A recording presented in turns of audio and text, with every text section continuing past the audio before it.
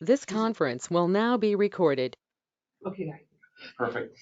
Well, thanks everybody. Thanks. We've got Grange Gordon on the line here representing Waterworth, and he's going to do a little presentation on a piece of software that we've been looking at.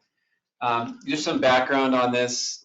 Going back several months, you might recall we were going to replace a section of water line on 200 North, and we were thinking, okay, it might be 1.2 million, I think, and that was a little higher than we were even thinking from a few years ago. And then we went out to bid, and I think Josh, it came in at like more like 2 million plus for that, what, roughly a block of water line on 200 North. And I think that kind of just was like a good gut check on, wow, you know, infrastructure costs are really going up, and what does the future look like? Are we setting our water rates in a way that's financially sustainable? Are we going to have enough money set aside for when we need to start replacing these sections of old water line? And as we looked into this, we came across the company here, Waterworth, and they really had exactly what we were looking for. It's a cloud-based platform that helps you set your water rates in a way that you're saving enough money or charging enough to save money to handle your future infrastructure upgrades and maintenance needs. And so Grange is going to kind of walk us through that and what this looks like. And we've actually talked to a few other cities on the Wasatch Front as well that have already started this up, and they've had some great success. Their councils have been very pleased with it in terms of helping their councils, their city staff determine what those rates need to be in a way that you can actually back up with some real data. And so we're excited about it. But with that, I'll let Grange take it away. Thanks so much, Jason. First of all, thanks everybody for having me on. I know the working session agenda is probably very busy, so I'll try and keep it tight and efficient with everyone's time. I think Jason had hoped that I'd keep this to about 30 minutes and leave some time for questions and answering. I'll definitely try and keep it even tighter than that. Those breakfast sandwiches look good too. It looks like a good addition to the working session. To set a bit of a bit of context for us here, Jason gave a lot of great context for you all. I've had conversations with Dean, Jason, Mr. Belknap, Dexter, your city engineer. So a lot of conversation. They've all given me a lot of great information about your organization, some of the goals, some of the history, some of the priorities upcoming. And from what it sounds like city staff has really been fortunate with having such a proactive council, folks that want to be thinking about the future, want to be more proactive and leave the system and the community in a better place than they found it. I think that with American Utilities as a whole, it's been a very delicate, difficult industry with out of sight, out of mind assets that last a really long time that usually are very tough to financially plan for replacement of these assets. And I think the big tough part is that we're balancing sufficient capital investment while protecting customer affordability. These enterprise funds are obviously funded by ratepayer utility rates, and again, that can be a delicate balance. So, to give a little bit of background on our organization, my founder, JP, he had about 15 years of experience as a rate consultant. That's one of the most traditional solutions out here is specializing in water, wastewater, stormwater, utility rate setting, financially planning. And so there was two big challenges with that approach, which we didn't feel like we were providing our clients enough value. The first is that this analysis is static in time. There's a lot of different assumptions, as Jason just outlined. Usually the biggest ones are capital costs, timing of projects, low interest loans, or grant opportunities. There's a lot of different moving parts, so it didn't make sense for us to produce a static document which is based on that financial snapshot in time. The second reason that we pivoted the business model is because very often there are communities that are behind the eight ball, that are playing catch up on revenues, that where there's been historic gaps without rate adjustments. And so sometimes when a firm would come in, produce a study or a report, the recommendations are much higher than what was politically palatable at that time. And so very often we'll hear from folks across the country, we got the recommendations back. They were much higher than what was anticipated. And so city council maybe brought them down a little bit, or maybe the next year we put it on the shelf. But either way, it was tough for communities to move that needle from a reactive approach to a more proactive approach when it came to utility rate setting and asset replacement. So we created a cloud-based solution, which is really focused on empowering city staff to have data-driven recommendations at their fingertips, less reliant on a third party.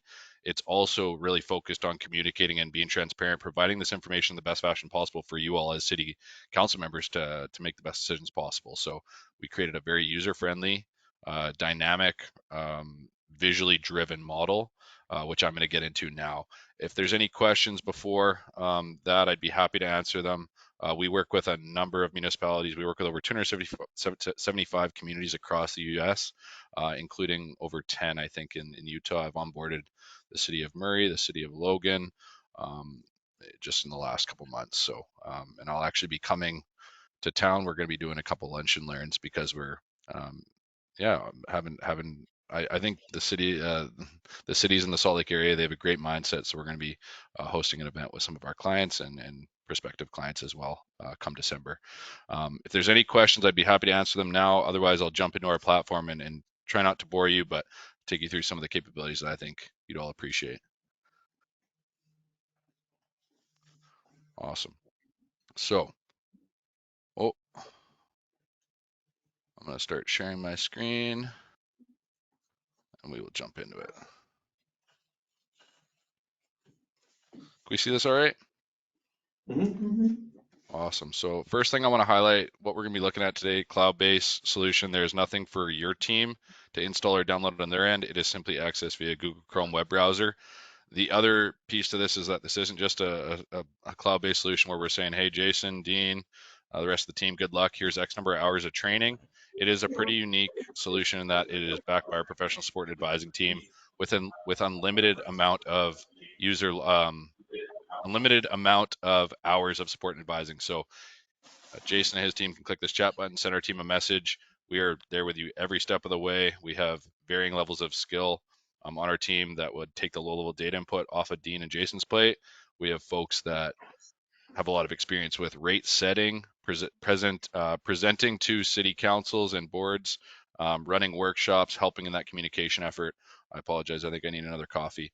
But really, we are there with you every step of the way. The next thing is, as you can see, is we started out modeling water, wastewater, stormwater systems, hence the name Waterworth.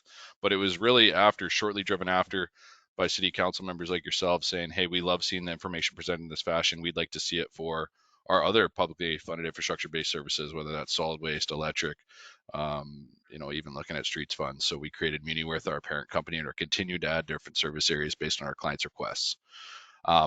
With that, I want to jump into the long-term financial model. First thing to stress, this is not your own data. This is just titled for the demo purpose. We don't need to worry about that cash position dropping. Again, work with over 275 municipalities across the country, including a great number in great state of Utah. So first thing I want to stress is that this is essentially a cash flow pro forma. We would take a couple years of historic actuals. We were just looking at a water enterprise fund for this example. So Jason and the team, we've talked about obviously water, power, stormwater, as well as wastewater, as obviously the utilities that are pertinent to what we're looking at. We would take a couple years of historic actuals. We can go as far back as you'd like to tell that financial story. And then in this model, I'm forecasting out 10 years, but our model has the ability to forecast out. Usually our client success team would say, hey, do we have any placeholders for big ticket capital items coming up in that 10 to 15, 20-year mark? We'll take what you know and continue to add to it. Two big differences between our model and something that obviously I know Dean, Mr. Story, has done some work in Excel, and Excel is a great tool. It's the most commonly used business tool out there. However, it is not built for managing utility rates, and it does have its limitations. A couple of the big key differences is one, it's user friendly, it's dynamic, none of the formulas can be broken. I think at this point there isn't a real robust cash flow model that's currently in place, and this is usually because it's cumbersome, it's time consuming to manage this internally. The second big differentiator between our model is really the ability to tell that financial story. It's focused on communicating it visually and laying out the information for you all to be able to see this very easily. So what I'll do is I'll break this model down, build it back up to tell that financial story. Then I'm going to get into some of the more critical aspects that I think that you will all appreciate. Any questions before I jump into it?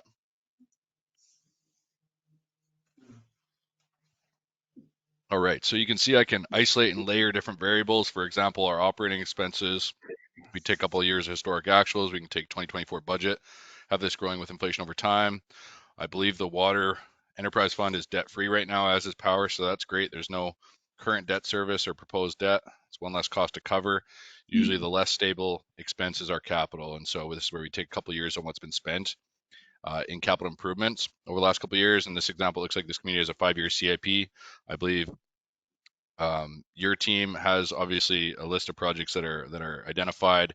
Maybe it's less solid out past 3, 4, 5 years. But we have some asset features which look at asset inventories, like Jason said, give us a really good understanding of, based on the size of our system, the age of our system, and replacement costs, what do we need to be trying to allocate for future capital reinvestment? Because there's always going to be this bucket. We're never going to be fully caught up on asset replacement, but we're going to try and do our best. The last piece would be anything expansion related, anything growth or additions to the system. We'd have highlighted in a darker green. And now what we've done is we've identified the most basic form of a rate study, which is that revenue requirement analysis. We have that identified up until 2034. Now I'm going to switch over to our revenues, and you can see that each of these gold bars would be indicating our sale of water service in any given year.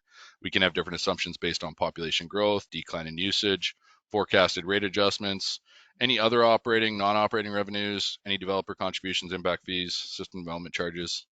Hopefully lots of these, hopefully lots of grants. Waterworth definitely supports the grant application process. A lot of our clients will utilize the outputs from Waterworth, having a long-term financial plan to support these grant applications. Last piece would be any borrowed funds, which again, I think you're all debt free. It's probably a strategy that we want to build up reserves as opposed to take it on debt.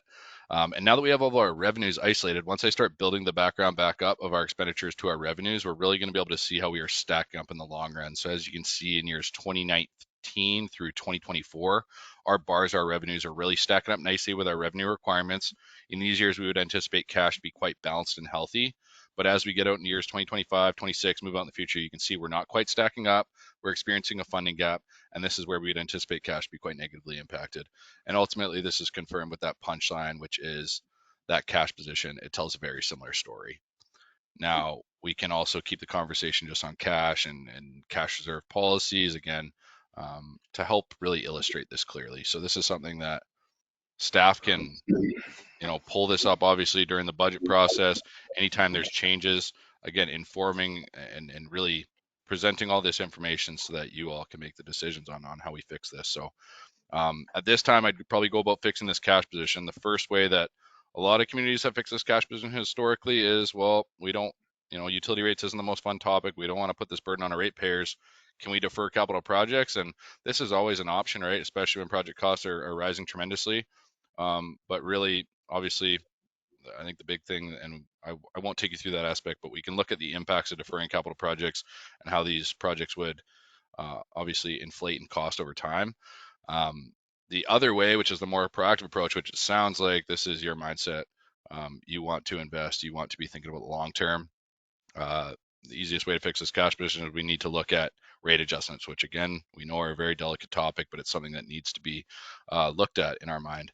So we're looking at our sales service forecasting, looking at utility rate increases. There's a couple of different assumptions that are going to impact us. So one, population growth, more customers on the system. This is going to help us.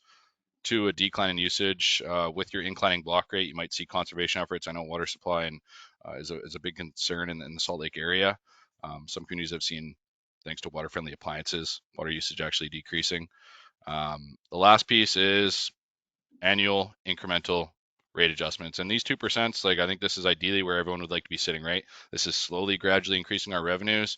It's not tough for our ratepayers. It's not tough for you as council members. It's good for everybody. In this case, it's not quite cutting it. And in this example, this might be where Jason and staff come to city council and say, hey, I think we need to look at rate adjustments. I can see having our financial plan and our forecast that things are going to be coming up. Maybe we have more capital projects slated over the next couple of years. This might be where you all might say, hey, Jason, we're sitting on a pretty healthy fund balance in this example of $3.6 million. Can we just wait it out until 2026 when we start getting below that cash reserve policy, which is basically a minimum? We want to make sure that we're holding on to X number of dollars. Well, Jason and Dean can show you that if we wait until 2026, these are cumulative rate adjustments. The decisions we make today are going to have impacts on tomorrow. Let's see what it would take in 2026. A 10% you could see won't quite do it. It would take something really staggering and not very fun, like a 22% adjustment. And these are the types of increases. This does balance out our cash in the long term. These are the types of increases that are not politically palatable. This is not fair to our ratepayers. This is rate shock. And these are some things that we really want to avoid. So you all would say that I don't really think that can happen. That's not going to be fun. It's going to make headlines. Okay, we got to go back to 2024, and this might be where, okay, let's look at what it would take. Maybe it's a couple years of sevens in 24 and 25. Maybe it's a 5% in 2026, and then maybe it's just threes moving out in the future. And you can see from here, we've now actually balanced out our cash flow model. We were able to avoid a 22% jump in 1 year, and we're sustainable in the long term. But we appreciate, like, I think with rate setting, there's a lot of math that's involved. There's obviously a lot of financial data, billing data, asset data, and we could do all that math, but it doesn't really matter if we know the math if we can't actually get it across the board, and it doesn't make sense for you all to put on our ratepayers, and if our ratepayers aren't all on the same page. So this might be where you all say, hey, Jason, something's going on in our community. We appreciate the long-term plan and sharing this information. Can you help us out? Can we do no more than 4% this year? You all can, Jason could say, yeah, that's no problem. We could do 4%. That's fine. But that just might mean in 2026, I got to come back to you and we're going to need a 9% to get us back on track. So again, it's dynamic. We can make changes on the fly. We can explore scenarios. And again, just have the information presented in the best fashion to make sure the most efficient decisions are being made. Any initial questions before I show you a scenario that I'd like to explore and show you one last capability? No, it's good. Perfect. So the last piece, I just want to actually quickly touch on this. These are obviously straight across the board revenue adjustments where each piece of your rate structure is getting increased that same amount. For the sake of time today, I won't get into all the details, but obviously there's a lot more different components to your rate structure. So I love that you have different, I thought you had different base charges based on meter size, but is this a connection charge? So this is just your base charge, correct? This isn't a tap fee? Just base This is charge, our right? this is our base charge, our monthly charge to customer based on meter size, is that right? Yes. Yeah. Perfect. And then we have the inclining block rate, where as customers are crossing different thresholds of usage, they're getting charged higher premiums. And again, I think that this is great for balancing affordability. It's the folks that are going to be filling up their pools or watering their lawns in the summer. They're going to pay a little bit of a higher premium. It's also great when we have conservation efforts in place and water supply challenges. I'm going to pull up a quick slide here. And again, I'll be tight and efficient, but I think that this is something that's really critical. We have ways of getting much more granular. Here we go. And so as you can see, can we see this ladder right? Yeah. In this top left quadrant, this is our billing distribution. So this is basically where we take a year of raw billing data. It's an export usually called rate study export for each of your customer accounts.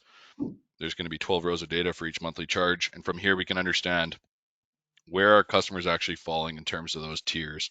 And so I think Dean told me it's been quite some time since these tiers have been looked at or analyzed in terms of where our customers are falling.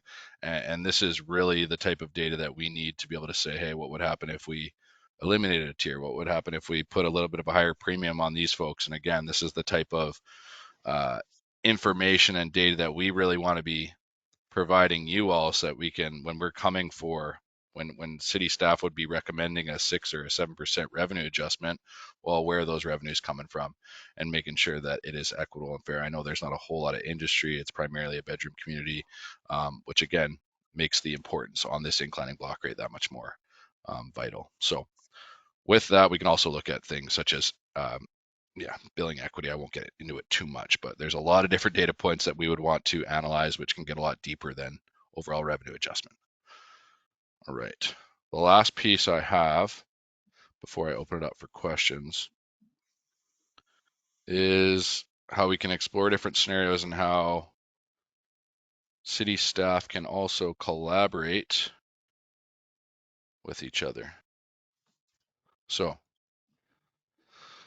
let's say that this is our baseline model. This is the best financial and capital information. Oh, do you have me here still? You still got my audio? Yeah. Sorry, I'm getting used to the GoToMeeting as opposed to Zoom. You can see that this is our baseline model. This is the best financial and capital information that we have today. Let's say that Dean and Jason, they're very pleased with it. They don't want anybody coming in here messing with their model. They're going to come in here and click lock. This is going to say locked by Jason. But now let's say that Josh and Dean, they just got word of a new capital project. They want to see, one, how we're going to be able to fund this, and two, what's going to be the impact on our ratepayers. So Josh and Dean could come in here and click clone. This is going to create an exact carbon copy of the model we just created. And sorry, can Jason or Dean, can you remind me of a big ticket capital item that's coming up over the next 5-10 years? There you go, water tank. 200 north Yeah. water line. Yeah, 200 north water line right now. 200 north water line. 2 million. 200 north and the water line on Crestwood, Crestwood. right? Or is that not part of it? 200 north is what we had to back out of between 400 west and Main. Okay. UDOT's Yeah, came back okay. 7% of the estimate. Perfect. So we got Jason's baseline locked here, and now let's say Dean and Josh, they want to see how much is it going to cost, and we just got some new information on what it would cost to replace this water main, and how are we able to fund this sustainably. So I'm going to come into this model here now. Did I hear the capital cost was $2 million for this? Yep. Awesome. 200 north water line. Now, again, I think that I'm assuming it's a strategic decision by you all to not take on debt and to try and build up cash reserves to be able to fund this. Is that right? Yeah. So in this case, Yeah. Sure, much as possible. yeah. And in this case, I think this demonstrates that, like, because we're running without a super large reserve in this case, that by adding a $2 million capital project, rates would have to come up pretty significantly, right? So I'm going to add this $2 million project in 2026. I'm assuming that there's no grants available for this. You can see if I come back to the model now, okay, our cash has been tanked because of this funding gap that we've now created, because we've added this capital project. Now, there's a couple different ways that we could look at this. I think the first would just be, let's see what it would take to fund this through reserves and build up cash. So if we looked at a 10% adjustment and then another 10%, I mean, that's pretty close. That's getting us to a point where we need to be, and maybe we can lay off with 1.5s. You can see we just slightly dip below our cash. If you don't mind, I know that, again, you're probably looking at all different funding strategies in terms of how do we fund our capital needs. I'd just like to be able to show you a capability. So maybe let me show you what this would look like. Is there a bigger ticket item? I think there was a tank. Is there any projects that would be of larger value here, Jason? Yeah, we've got a water line replacement project that we've started working on. It's a multi-year project. It wouldn't be a single year. I don't Okay. know if that Yeah, that's no problem. If you don't mind this, let's just say for this hypothetical, we're looking to knock out a large neighborhood or a large block of our older part of our system. It's going to be 5 million over 2 years. Just in this example, I just want to show you the capabilities of how we can look at borrowing. So I've come into the model now. You can see that by adding this $5 million over 26 and 27, it's this huge spike, and it's actually tanking our cash. Now, these are the types of examples where it might make sense for us to look at a borrowing option and spread this cost out over 20 years and have 20 years to be able to have our. Didn't you put in that it was 2 million to add 10 million because you put 2 5 millions in there? Sorry, I missed that, sir. Yeah, it's 10 million total, so two years of $5 million. Yes, sir. Okay. So we've added this $10 million in capital spend. It's obviously taking our cash. This might be where it makes sense to look at taking on some debt, spreading those costs out over 20 years, and just taking on the debt service. So let's look at a 2026 bond just to show you this capability. And again, these are all decisions that you are all going to make, whether it means funding them through reserves, whether it means looking at other different funding sources. It's going to be a 20-year bond for, let's say, the full 10 million. We could do 5 and 5. Got to add another 0 there. I'm sure interest rates are probably around 3.75 right now, maybe a little bit higher. When I enter in these terms, you can see Waterworth's automatically calculating our principal and our interest payments. Now, obviously, once you get that debt schedule, it might be back-end loaded, it might be front-end loaded. Dean can come in here and update that, but for forecasting purposes, it's very strong.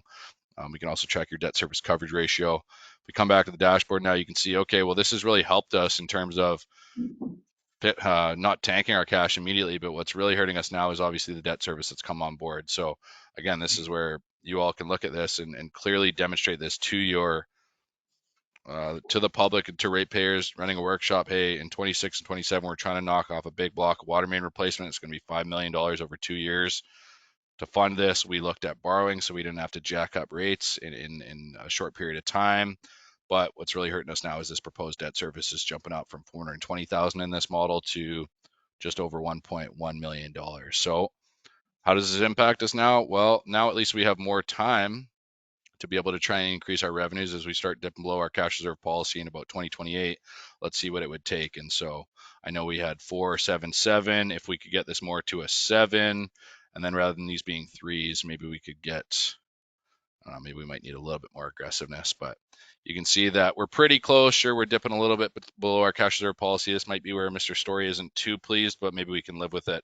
And again, we were just able to look at a $10 million project, looking at different funding sources in a matter of minutes. And I think the most important thing is laying out this information in a really clear, easy to understand fashion so that you all can make decisions really efficiently, effectively, trying to just increase transparency between staff, our elected officials, and the public. So with that, I want to be mindful of our time. We also have asset features like Jason alluded to. I don't want to take up too much more time, but I'd be happy to answer any questions that you all have at this time.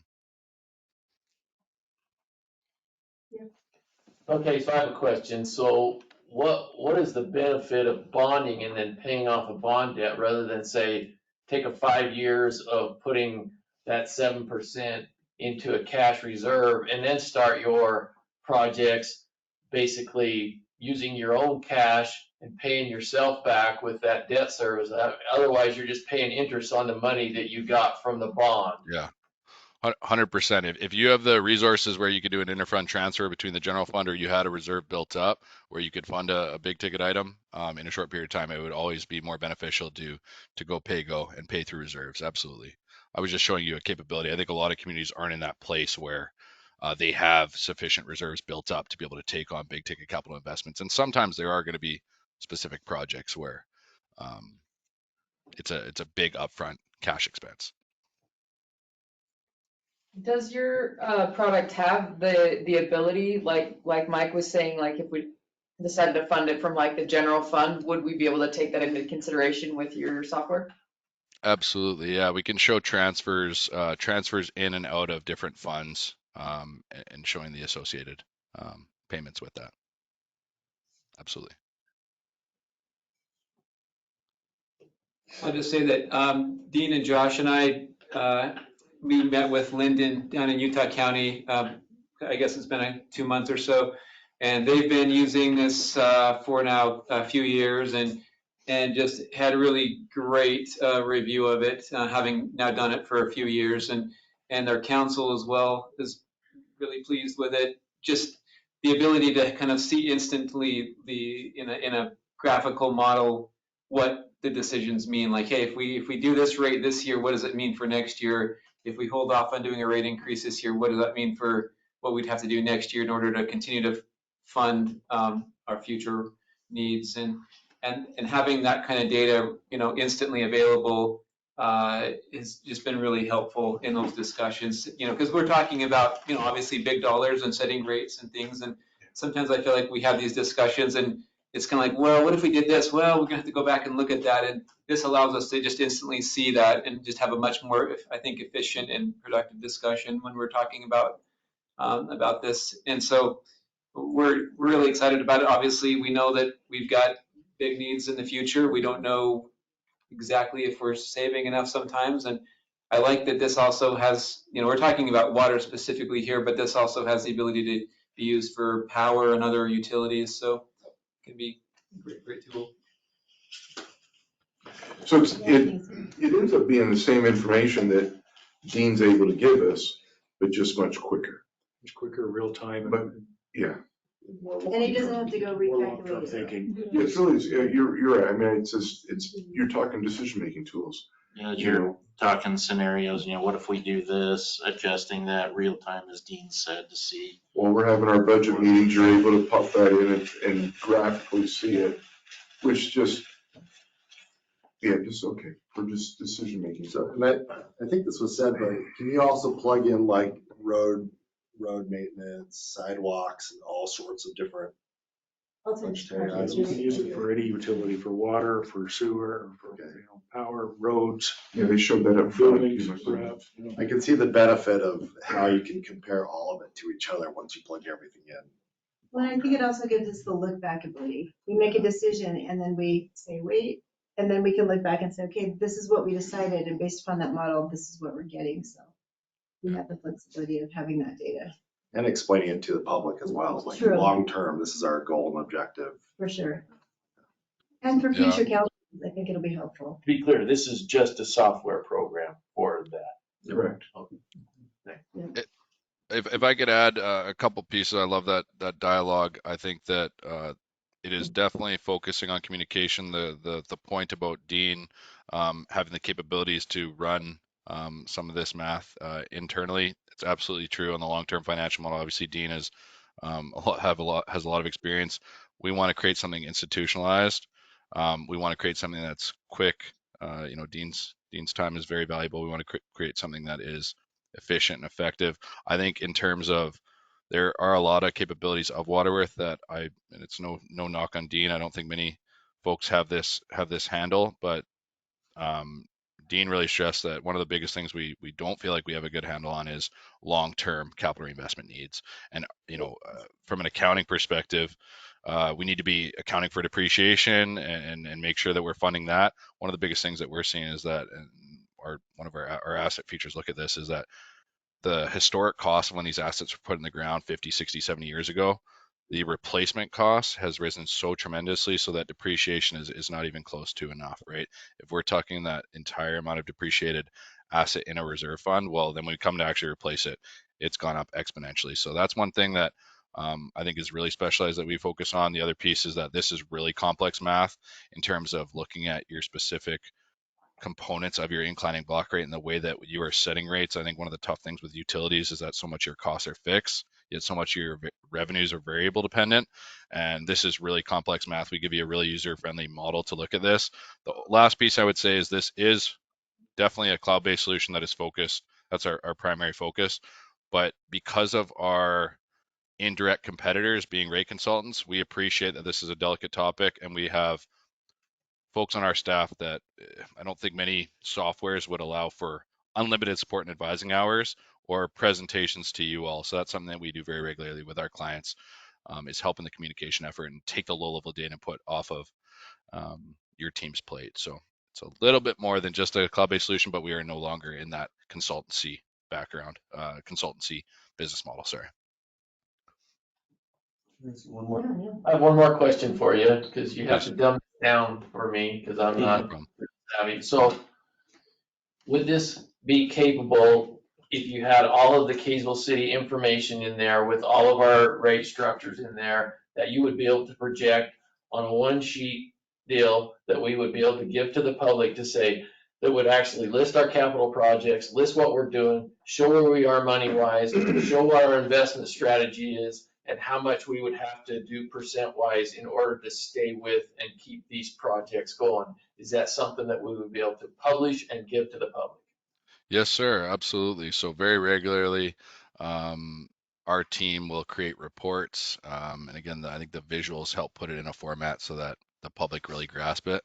Now, I won't say that they'll maybe understand why the assets are tens of millions of dollars to replace. That's might be a different story, but yeah, that's something we really focus on, is the communication and creating sample reports. So let me just see if I have a sample report here for you. Okay, See Mike, if I now have you need to something. dumb it down so I understood.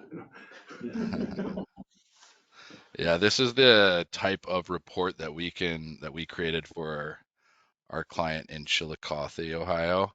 And this report was just focusing on wastewater, but like you said, we have the capabilities to look at all public funded infrastructure-based services.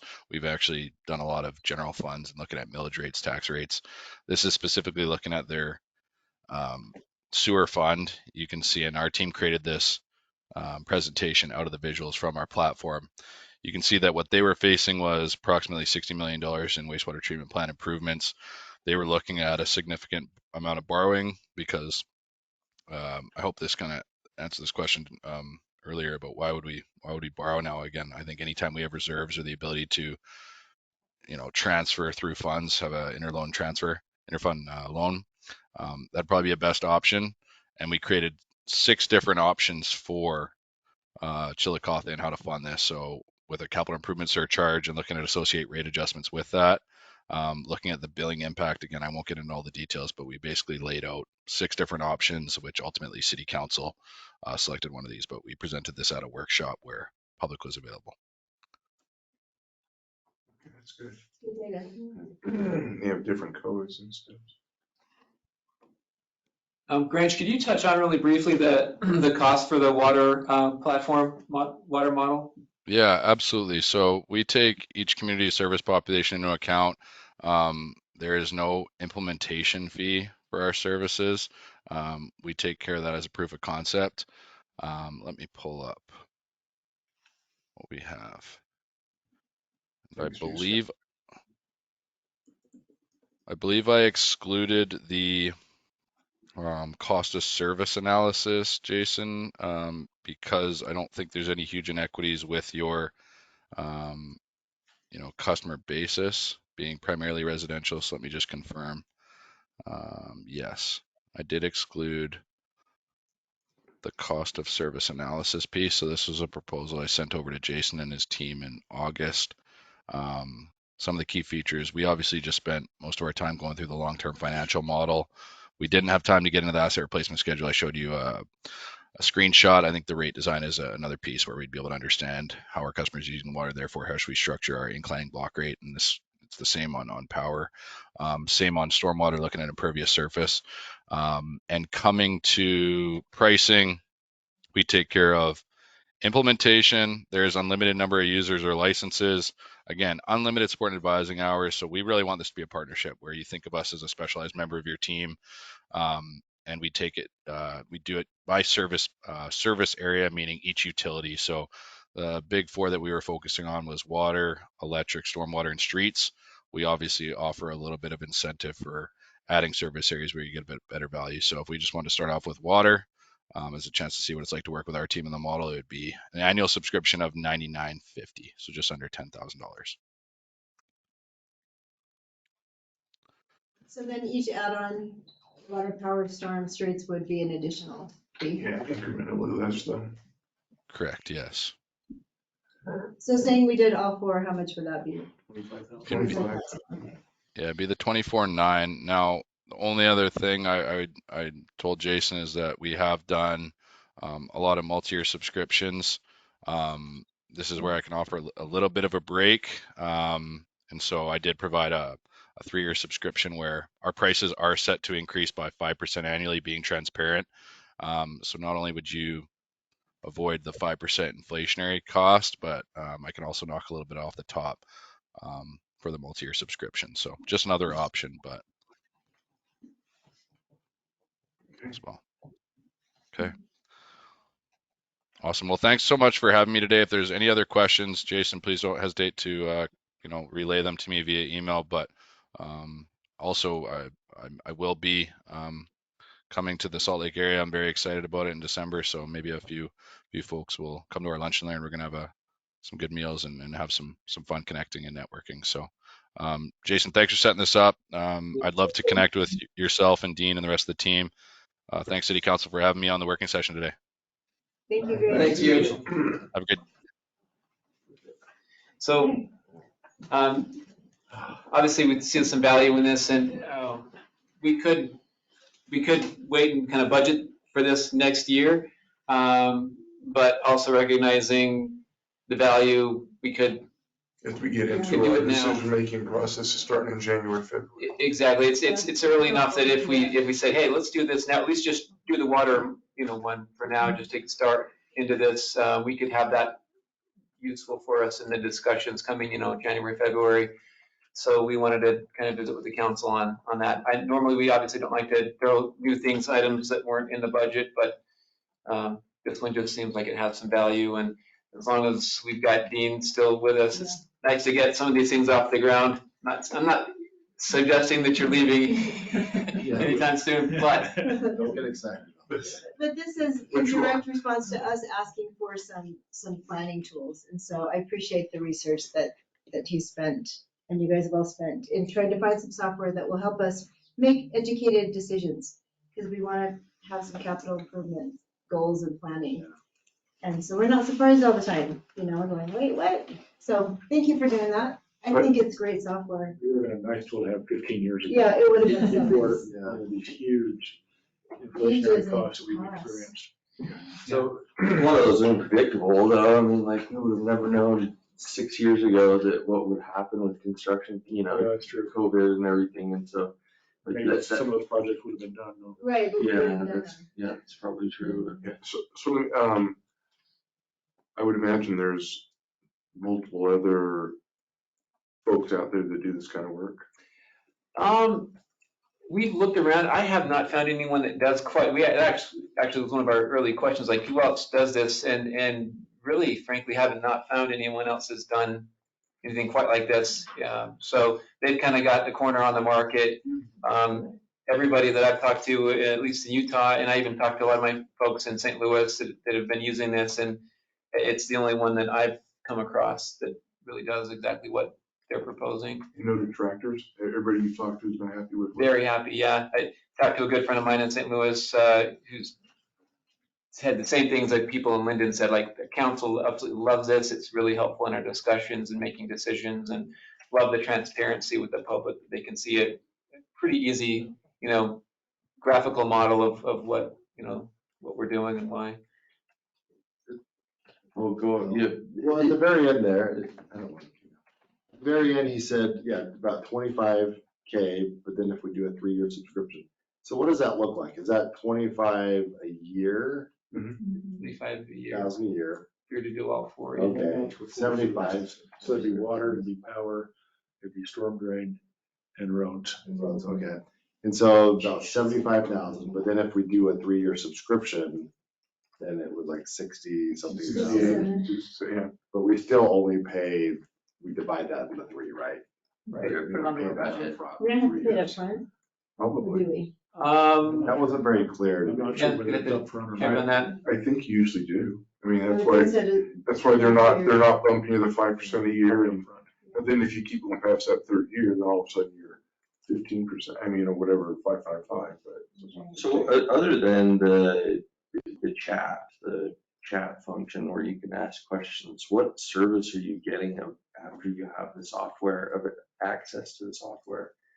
I mean, it seems like you're basically just paying to use their Yeah. Excel sheets. It's what I hate about all software anymore. It's like you can no longer just buy Microsoft Office and then you have it for 10 years, you got to pay, unfortunately. But on the good side of that, I guess, when we've talked to other cities and they said, you get instant response. I mean, their customer service is exceptional. Well, yeah, they better be. I mean, they're probably, they're making a shit ton of I money. think that's They true. ask I think questions. also if you, say, I need help preparing this report, Yeah, what should this look like? I think they're there to help you. Yeah. no, I think so too. And that report they prepared for that other city was included in the subscription, right? So we could say, okay, we need a water report, Yeah. and they prepare it for us. Or help us do it. Okay. Just find the data. I didn't love the graphics necessarily, the ones that you showed at the end that you could kind of pump out to your residents. I thought they could be a little. A one-pager would be Snazzy. better. I imagine you can get It's it to simplistic. however you want. 50,000 a year. As far as like, when we have the meetings where we decide like rate increases and different things like that, do we have if you have a model in there that you projected out like that, it's gonna go 7, 3, 3, whatever, all that stuff. Does that involve just the one vote? Or like in future meetings, would you vote on that again, or have have to. you Every already year you have to decided? fix the rate, right? I don't, that's what I'm wondering, is if you voted on So 3, 3, and 3 or something. I think every year you adopt the consolidated fee schedule, you have to yeah, you adopt the schedule, but it wouldn't be like something that was coming to us every year, like, hey.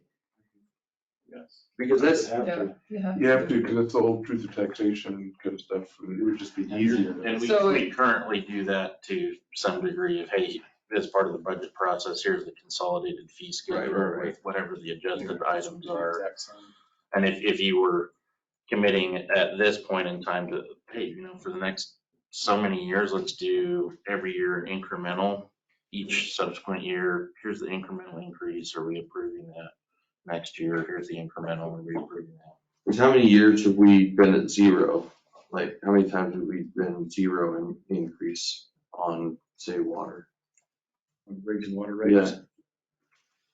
Because there are times where we just, The year before we had our rate increase. right, so but that's how we've done it, right, is we've just gotten to where we're saying we need it and we increase it instead of there being incremental increases. Well, it's been incremental each year, but it's been kind of look back and say, no, we need to adjust it more. But if we adopt a philosophy saying, and you know in advance that, you know, next year you're gonna have to raise it 3, that you're gonna need to raise it. That's where the real advantage is, I think. Well, and also the real advantage could be like to lower it. I mean, that's like, I know you didn't say that on there, but You know, so- but like, that's the thing that like, I don't know, from a standpoint of looking at like power, like all of a sudden power became cheap, which I get will probably happen. It did start to become more affordable. You could look at lowering it. I think that's the advantage of the model. It's dynamic. You could change it and say, you know, we had a lot of interest earnings this year. How can we change it? So if we paid for it for a year and hired somebody like a tech student, maybe paid them 10 grand to write up that all the Excel. I don't think so. I don't Well, with think 10 AI, grand would be worth their And then time with for all the that. AI tools out there now, tools Yeah. as well. Create this for me to use next year. Well, I think you bring up a good point. Like, yeah, I really like this, but 3 years from now, there might be more options, more companies. Right. Right, and we're Maybe not prices locked will in. come down, there's more competition. So are we locked in? I guess if we do the 3 years. What I would suggest is that just for now, we try to do a 1-year subscription on the water, see how it goes, see if we like it. And then we kind of revisit next year if we want to continue or add on other. Would it be worth doing more than just water? I Right, think it depends on the projects. there's something to be said for that. I mean, tempting to just say, let's just do water, power, and maybe, you know, even all 4. I think there's also the question of getting things off the ground, like just to kind of get into this and get our feet wet. Would it be worth just starting with water? But I mean, it's gonna take some time for us too. I mean, we have the bandwidth or not Probably to learning curve. manage this. What I like to know though, when you bring these proposals, I wanna know how you pay, how you propose to pay for it. Pay for. the water, It's their subscription. Subscription, how do you propose to pay for it? could that be Subscription? under the Yeah. water fund? Still a water fund. Is there enough money there? I mean, no For a problem, For a $10,000 expense? that's what I'm asking. Yes. Yeah. That's $10,000 less you're gonna put in the ground. It's one of those, it's an investment piece, like, at 10,000 isn't pocket change, but when we're looking at tens of millions of future, like, are we doing this right? And if this tool is a good investment, I guess we'll find out as we get into it. From what we've heard from everybody else we've talked to, they've really said it's been a great investment. They're continuing to do it. And so, but that's really what we're looking for from the council right now, is if you'd feel comfortable with us just for this year, doing the subscription on the water and then kind of revisit this next year again. I like the idea. I think it's a little bit hard because what we're doing now, like council 10 years, the city 10 years from now will look back and thank us. Right. But we're not really gonna see that benefit in this real time, but I like it. I think it's a great tool too. Honestly, it's what we've been saying that we want, to be able to plan better and have better tools and so. I think it might be able to give us the option to become more independent too from, you know, like if we can keep our, like you were showing, our cash reserves like within that thing, then maybe we don't have to worry so much about state funding or other things that seem to be tied to random abstract opinions. Getting a sense of, Dean, I kind of want to hear more from you as well, like, just a little more I thoughts on I it. think it's a great tool for planning and trying to identify those costs. I mean, $10,000 a lot of money up front, but if you save $100,000 next year, it look like nothing for that $10,000. But I guess I'm trying to, the only part I'm not getting is how do you propose it saves you money? Saves money. Yeah, how does it, Maybe how do you maybe we propose don't it defer saves some you of these money? capital projects are gonna cost a lot of money down the road. Maybe it's better to do those projects up front, save money. And know which projects to prioritize or based on. I like that idea of it, the bucket's only so big, this is 10 grand more out of the bucket, you just tell me how we're paying. That's.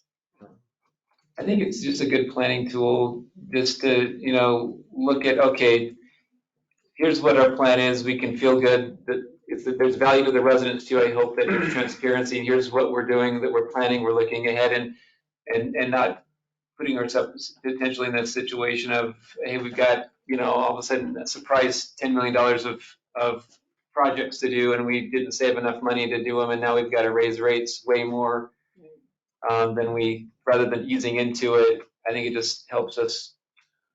I can see it being a very valuable tool if you have a schedule of projects that you've got coming up.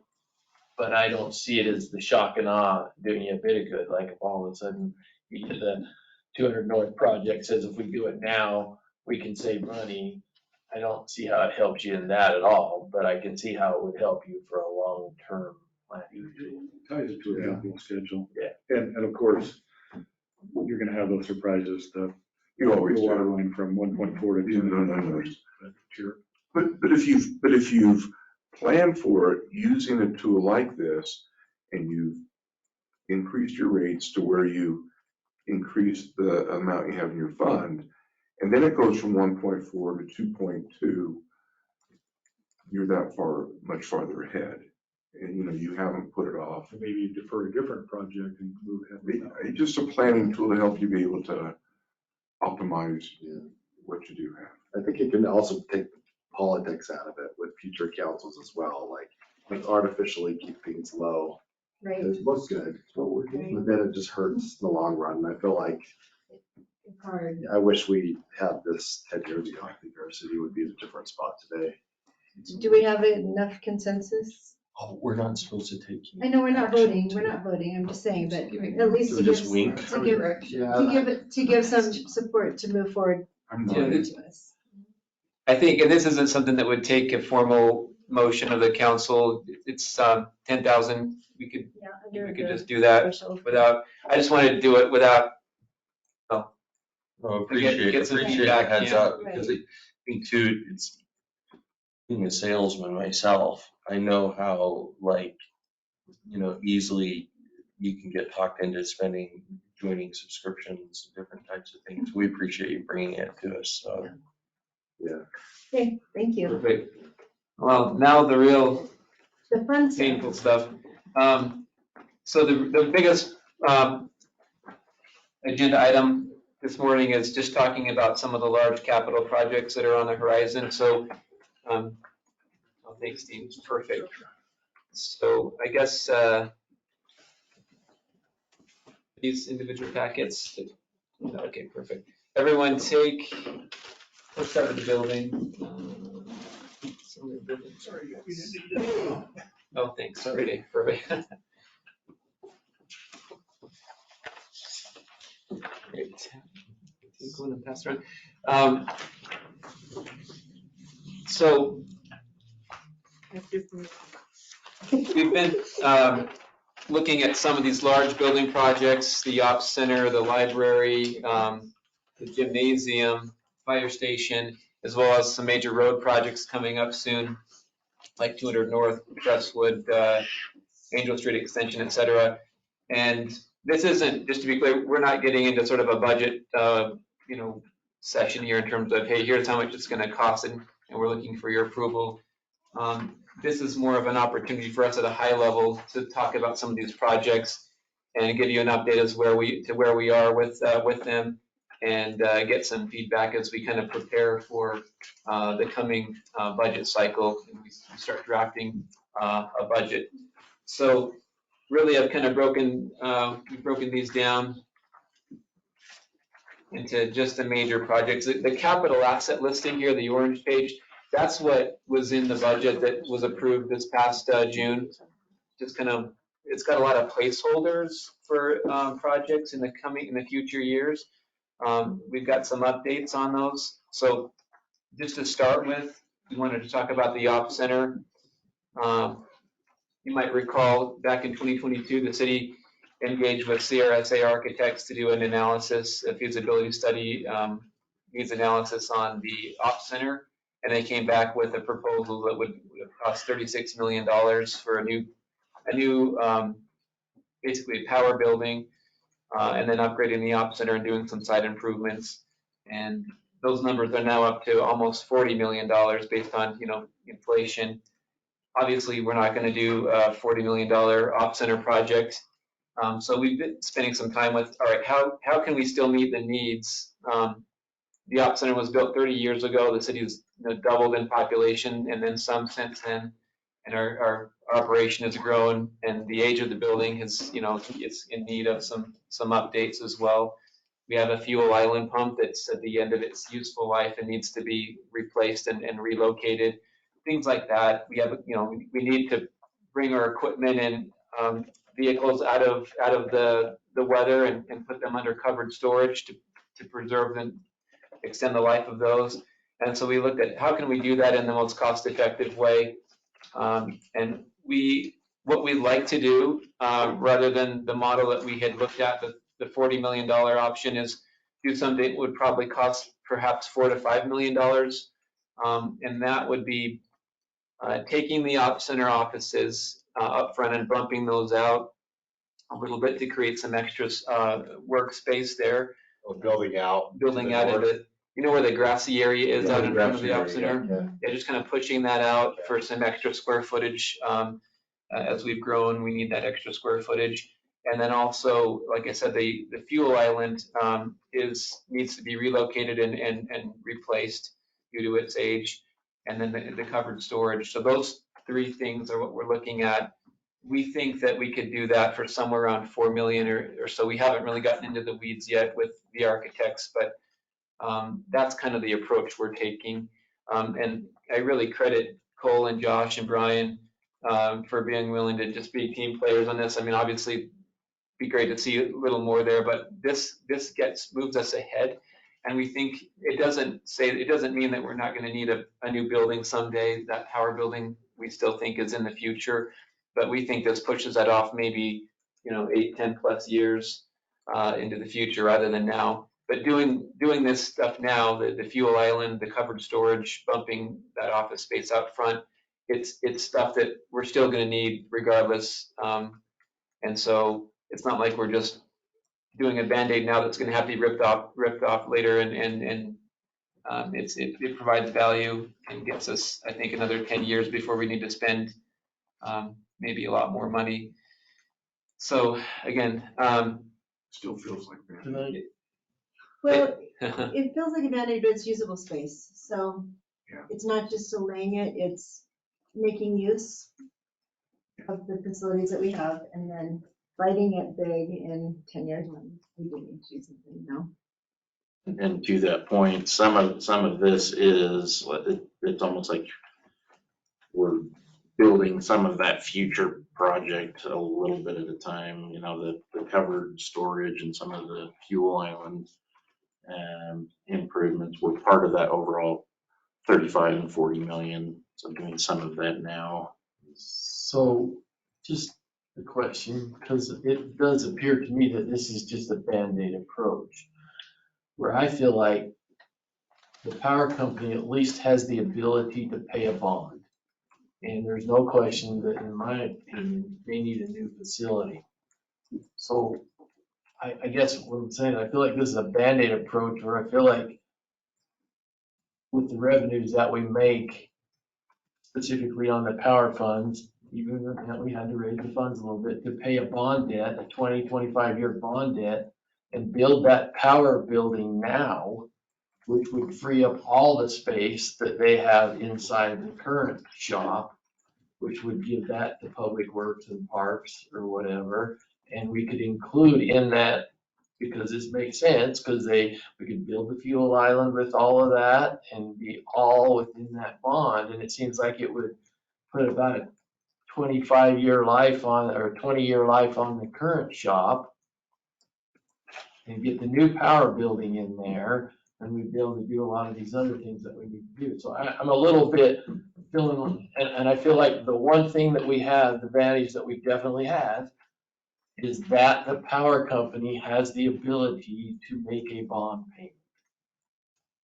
That's where I'm a little bit, Could they make a big enough payment though to cover a yeah, they building? could, I think so. So the The I think project, you'd have to see a rate increase. you'd see a rate Debt increase service. to pay the debt service, Okay, and so I they- get that, there would be a rate increase. But in the long term, that would appear to me Then to it's- save a lot of money and a lot of headache and a lot of problems that we have now. And it would give actually Public Works or Parks much better space than just a tin shed out there throwing some vehicles in and giving them some more. That's the only thing I'm asking. It seems like this is a Band-Aid approach, when in reality, we need to get a power facility built. And right now, I mean, all we're seeing is escalating construction costs. So that's where I'm wondering, is that the right approach? And I understand and I appreciate these guys trying to work with what they have, but I do feel like we are at the point and have the ability to make a 20, 25-year bond payment through the power fund to get them a new building, which would free up a lot of space. How much would that new building be? So the 30? new building, phase one, if we did that way, was estimated at about 23 million. Including covered storage? No. Or no, that would be in addition. Yeah, so that is relocating the fuel pump because Yeah. the power building would front Old Mill. But that does not include Public Works having any space in the new building. It would be strictly Right. power. So in a sense, we don't gain a lot of space in the existing building for Public Works. Except power moves out, so Since then the you power, got now we have that two space. bays. Well, but so let me ask the question, So like, what you have here for extending the office space might still be an option, because you're talking a bond for the for a power building, separate. We could still do this, or at least part of it, or something. Yeah, Is in that addition not- to a power building, is that what you're Yeah. saying? No. Because we're not talking about bonding this, right? We would have to come up, how would We you would do this? we would have to do that, okay. Yeah, I would say, I think But then you're talking a different, a different bond. a different bond or different revenues.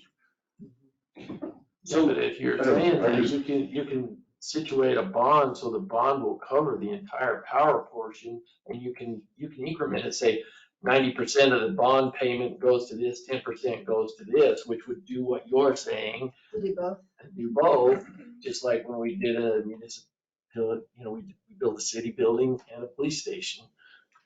And the only reason I'm saying that, it seems like we're getting further behind, and that's what you're always Just complaining that in we're rough doing. numbers, a $20 million bond is probably $500,000 a year. Yeah. So if your power revenue is at $20 million right now, what's the percentage increase to get that $500,000? I don't know. 10% increase. Are you willing to raise power rate to 10% to build a new building? To, not just at building a new building, it sounds like in the long run, you're eliminating a lot of problems. And when you say 10%, if it's at 15 cents a kilowatt, or it's 12 cents a kilowatt, you're talking it's gonna be 14 cents a kilowatt to pay the bond debt. Okay, Maybe that's a fair, that's a question. that's a good question, because I'm trying to say, are You've we got just other power- pushing you've got that? power needs as well, substations. Okay, so And that's what we don't these have are just today. questions, that's all. So when we looked at the whole thing, I think what we tried to figure out is, well, like, what is our most immediate important needs? Not saying that all these things aren't a need, but like, if we had to rank, like, what is the number one need we had right now? If we could only do one thing right now, it would be covered storage. You correct me if I'm wrong, Josh, it's just my own but it was covered storage would be the number one need. And then the second need is we need to generate some more office space in the front to create some office working space for conference power and rooms and public stuff works, a like little that. conference room. And we're not saying there's not a need for a power. No, yeah, we're not saying that. That's our first choice. As we look at the whole project, it's like, okay, how could we rearrange this to have an immediate impact on everybody? But your point's valid. I mean, I'm not- Yeah, your point's valid. if we Well, wanna I do think, it. I think the other, First choice to do that. Yeah, we would. Yeah. That That was our we phase would one, was be that one. thrilled with that. is anybody else though thinking that right now is like not a great time to build anything? I Like, think rates are gonna come down, you guys. I think, well, no, I think above and beyond rates, I think construction Construction costs costs. have to come down because They right have now, come all down a little bit. commercial builders are like, I was talking to a commercial, sales guy and he's like, man, I'm playing golf. I've been playing golf for the last year and I'm gonna keep playing until construction costs go down. Nobody wants to build I heard that anything. too, lately. And so I don't think that it's like something that, you say like, oh, well, it's never gonna come down. Now that's our new normal. I don't think that's the case. I think they will come down and I'd hate to commit to like I think that's why that building ended up being so much sticker shock to us because we did it at like the peak of when costs were so high, right? Like. So you're saying you would not wanna commit to a $4 million remodel or a big power bill? Well, I'm just saying, like, it seems like, and again, I know that if you have to do it, you have to do it, right? But it seems like the rest of the world right now is kind of like waiting for, like, if you don't have to build it right now, wait a little bit longer and you can build it for less. I mean, I know that's a risk you take, but I would say that we'd be really careful on what we commit to building new and getting bids right now versus maybe a year from now. But So with that 4 or 5 million, did you mention that that does not include covered storage? It does. It does It include. includes the bump out of the front, Okay, it includes cover storage, and it includes relocating the fuel okay. line. The fuel line is just becoming more problematic with DEQ on their inspections and Okay. all that stuff. State regulations. State regulations are just ramping up, and our tanks right now are, Sit on top of a storm drain. Oh, yeah, nice. so. That's bad? What does the covered storage look like? Can you describe it to me? It's like a lean-to, it's got a solid back wall and then just a front covering. Would that solid back be on the north side and just? We haven't positioned it yet, Or- where exactly on the, it would be in the back half of the block, I think. And how large would that be? Probably be multiple structures where, power currently, they've got all of their like wire spools just sitting out in the sun and the weather. Yeah. We've got all of our dump trucks sitting out in the sun and weather, drag hose. I think we got to get Etc. that. couldn't Right Shed All of- build all that of for them. like $100,000? Well, No, I think actually, we're hoping to do It's something 10 pretty like Make it simple, big. we're not wanting to do like solid structures that a lean-to, like just pull in something to get it out of the sun and the weather, so the money that we're spending on vehicles and materials, get that stuff protected, power, watching them last year going through all of their reels, like, no, we gotta take this to the scrap yard and see what we can get out of it now, because it's rotted through the jackets. That's just wasteful. Dump trucks, we've had to So I have replace another 2 beds. question when you're done, Josh. Okay. Okay, sorry. So I'm just wondering if we're not doing the power thing now, if we decide, to wait and just do the $4 million option. I guess this maybe is more for Dean, but are our rates set up well enough in power that we're saving for later? Like, cause we talked about maybe just taking funds out, like, are we doing anything now? If we're gonna put it off, can we start saving for it so that when it comes, we can pay a little bit more cash and a little bit less? I think that we get exactly what the model, would tell us, that kind of thing. Is if Right. you put the building off, 10 years down the road and start raising your rates now and save cash for that expense. Yeah. It would tell us something like that. So yeah, you could do something like that. Or how about, to Mike's point of, okay, let's do it sooner than later. We raise a little bit, 5% or 3%, for the next year, next 2 years, and then we pull the trigger. And we do, because I agree, we shouldn't just keep postponing things. Things are so much more expensive now. Well, my hope was, and I'm trying to look at this as a 20-year thing, is I'm trying to say, we jumped into this big expense right now, it might eliminate these other problems that we're having, that are just Band-Aids. But somehow, I know the city, I want to be able to participate in getting that gym. Yeah. And for us to do that, we have to bond.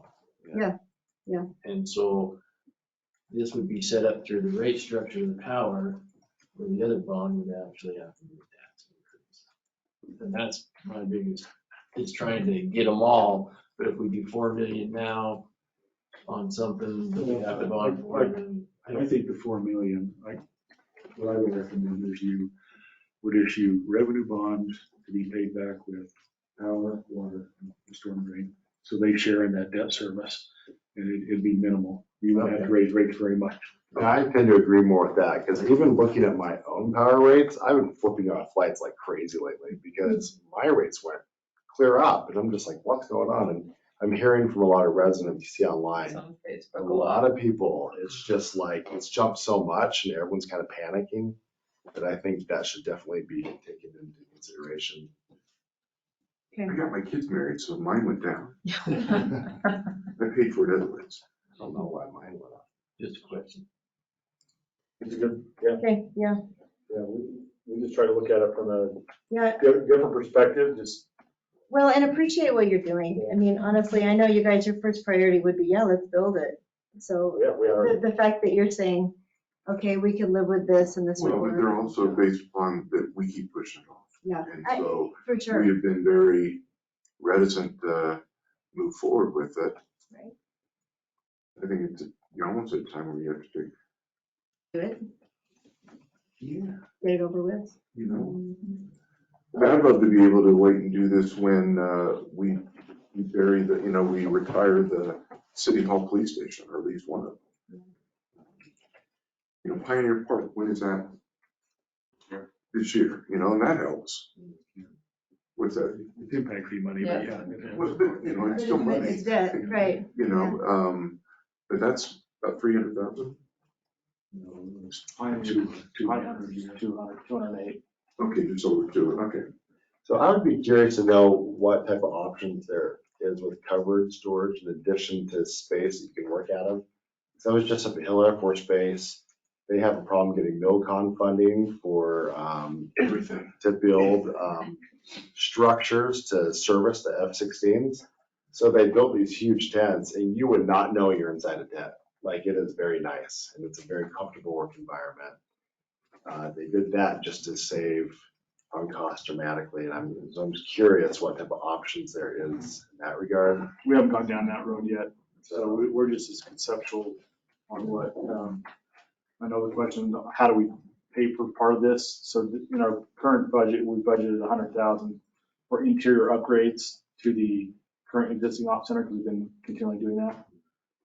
If this is the direction that we want to go, we would take that 100,000, instead of using it for interior upgrades, we would allocate that now towards helping with these designs. Instead of replacing carpet and Yeah. repainting walls that might get torn out. Let's just within do the it, next use year or that for two. design for these things that we're talking about right now. So that's how it would be funded. I think as we're looking at doing that, at re-engaging with CRSA, with that 100,000 that we've got, kind of understanding the direction that we're looking at taking. Is this, admittedly kind of a Band-Aid approach, or are we pivoting to other options with like a power building? So.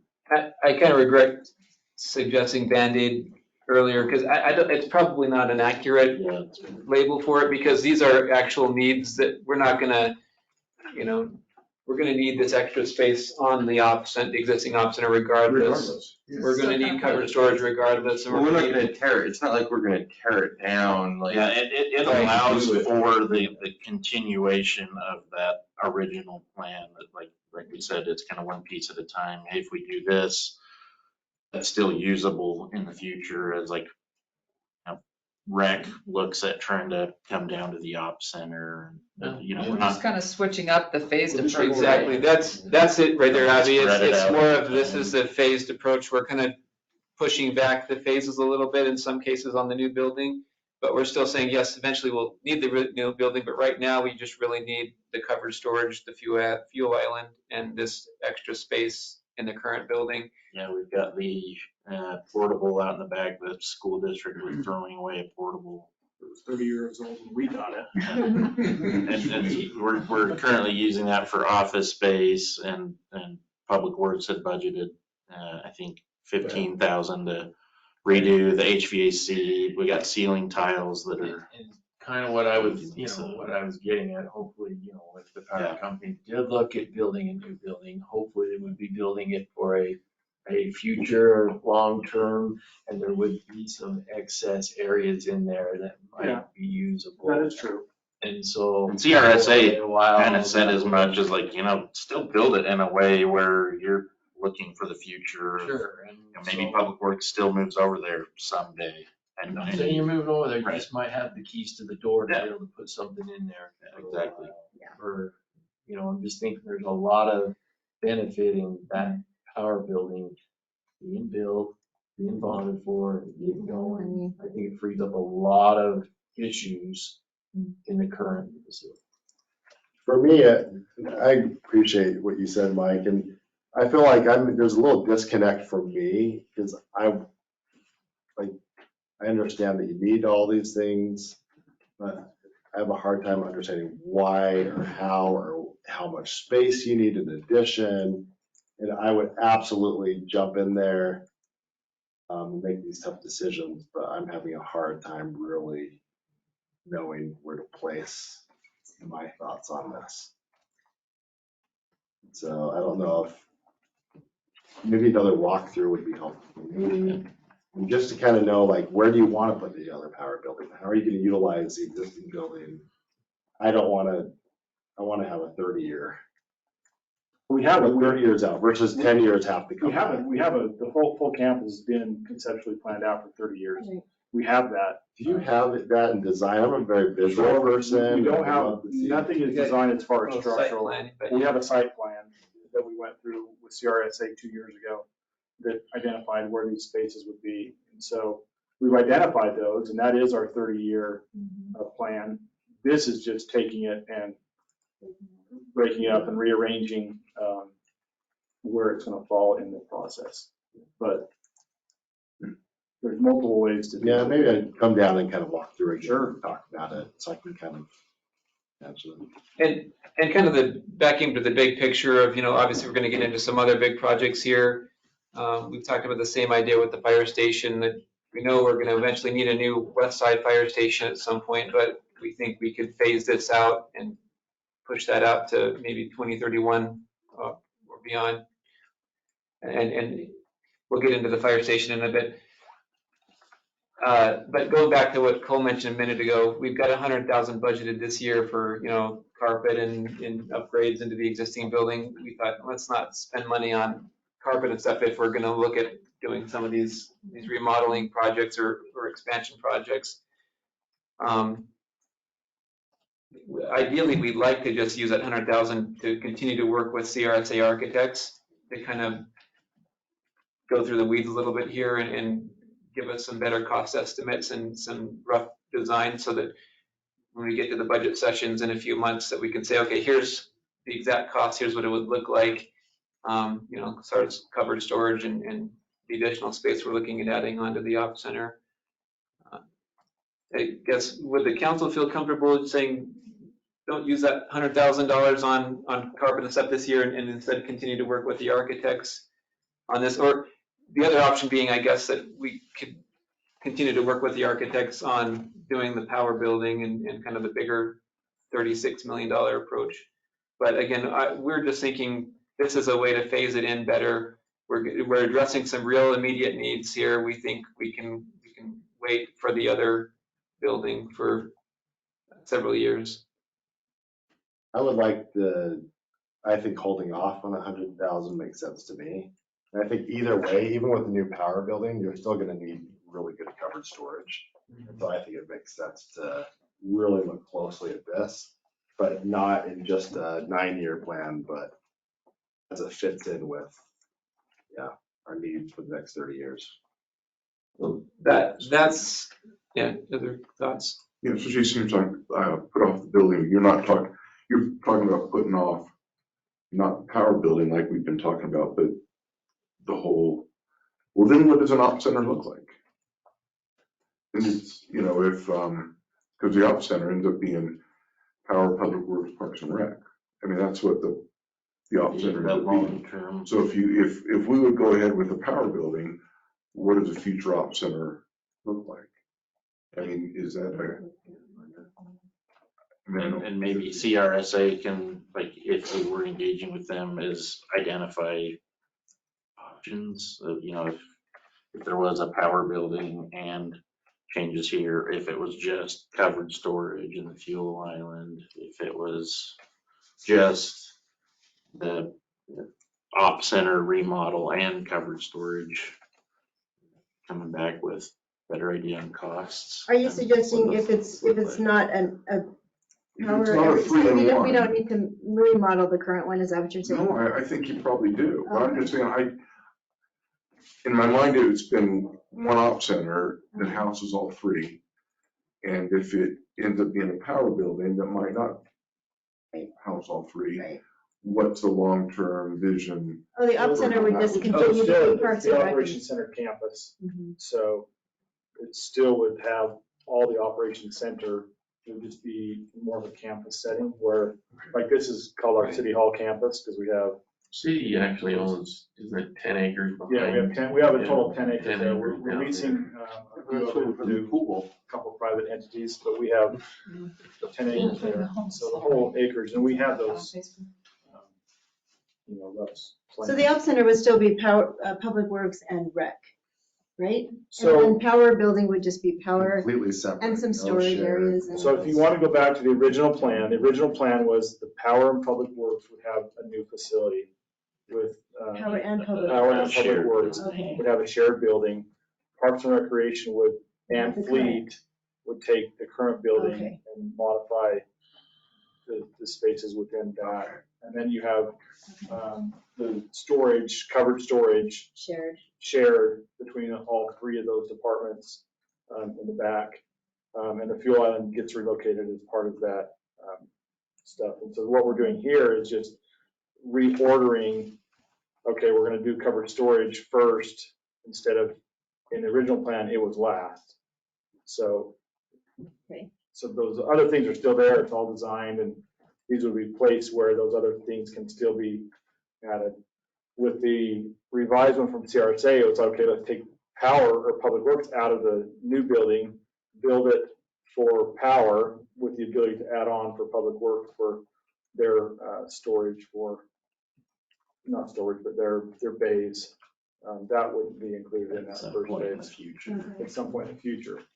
I will add, and I don't know if This is it's complicated. even possible, but the county has toyed with the idea of selling the admission center facility to the city, which we could potentially, if it actually happened, use it for the expansion of this campus, and then maybe the buildings don't have to happen. So, we could use power money to buy the admission center property and then switch some people over there. And then we wouldn't have to maybe build a huge power building. I don't know if that'll happen. Maybe What we'll see with us, the but- proposal, or what we're recommending right now is that It's just- we're not wasting Right. money, because what we would add to the current existing op center is Is space that would be used in the future anyway, and all these other things. So it's just Yeah. it's rephrasing or rephasing.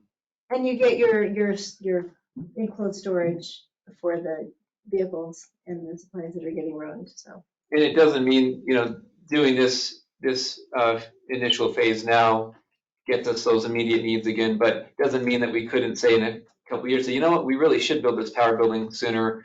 We could build it at any point. It doesn't hurt anything that we've already done if we do this initial phase. But we Maybe still, rates have come down by that point to do a Construction larger- costs. Right. larger project. I mean, and we could get by probably with pushing that power building off, maybe 10 years. But again, depending on whatever shapes up in the next few years, doing this now does not hurt any of that. So, So the direction you need is whether or not the council might be okay with you just reallocating that 100,000 to report, to surveys, reports, I think it's an engineering. easy decision. Okay, so that's kind of, you need a That's nod fair. from us. yes, Okay, do we have nods? perfect, perfect. So I apologize, there's so much on here. I want to try to keep it high level, but some of these I think are like more straightforward. If we could just skip to the gymnasium really quick, because I think that's an easy one, I hope. We're meeting with the school district very soon. It sounds like they are ready to go ahead with this, 2 gymnasiums. They've already gone out for bonds, and they want to fund it. They're going to be, it sounds like, very amenable to working with the city. However, we want to work with them and paying it back if we go in on this with them. Don't have a cost yet. We had put in the 3-year capital asset plan, we plugged in $7 million in 2027, but it sounds like it could be cheaper than that. They're seeing some decreases in the cost, believe it or not. So does it also sound like they want to start sooner? It's still I in the think- 2027 capital Yeah, plan for that's them. what I was like, Yeah. what? Because Michelle said it's starting 2025. Well, the Summer conversation, so we 2025. said, I don't know. Is it? When I talked to Dan last night, he said it's still on the 2027 plan. It could be sooner, which would be great. That's They the do think that information I costs- got from the district was 2027. Yeah, 2027 is still kind of I'm what sure they're. Michelle- I don't know either. They She's would like, like to have some agreements in place prior to that so that they can. she was saying they start to build it 2025. I'm like, I don't think so. I think it's later. That was their original plan, but I know we had some delays with like Sunset Junior High and some of these other things. So we got pushed back a few years. So 2027 is the date that I've gotten from the district. That's what he said. Okay. So, but it would be great to start planning now. They want to meet with us and they do think the costs have reduced a little bit. Good. So it won't be as much as we thought, and we want to do it, right? I mean, that's something. I think we want to do it. My question was like, how, when they send out the RFP, I guess how difficult is it for them to, because I want to, the only thing I want to see is like our share in that, like how they break that down. I think the only way you could do that, at least in my mind, is that you send out an RFP that has 2 variations. The one variation would be 1 gym, and then the second variation, the variation from that would be the extra gym with sizes. And whatever those RFPs come back at, the difference between the 2 would be our share. Does that make sense? Yeah, I Because understand how I you're- don't, Isn't that how you would do It it? would be really tough.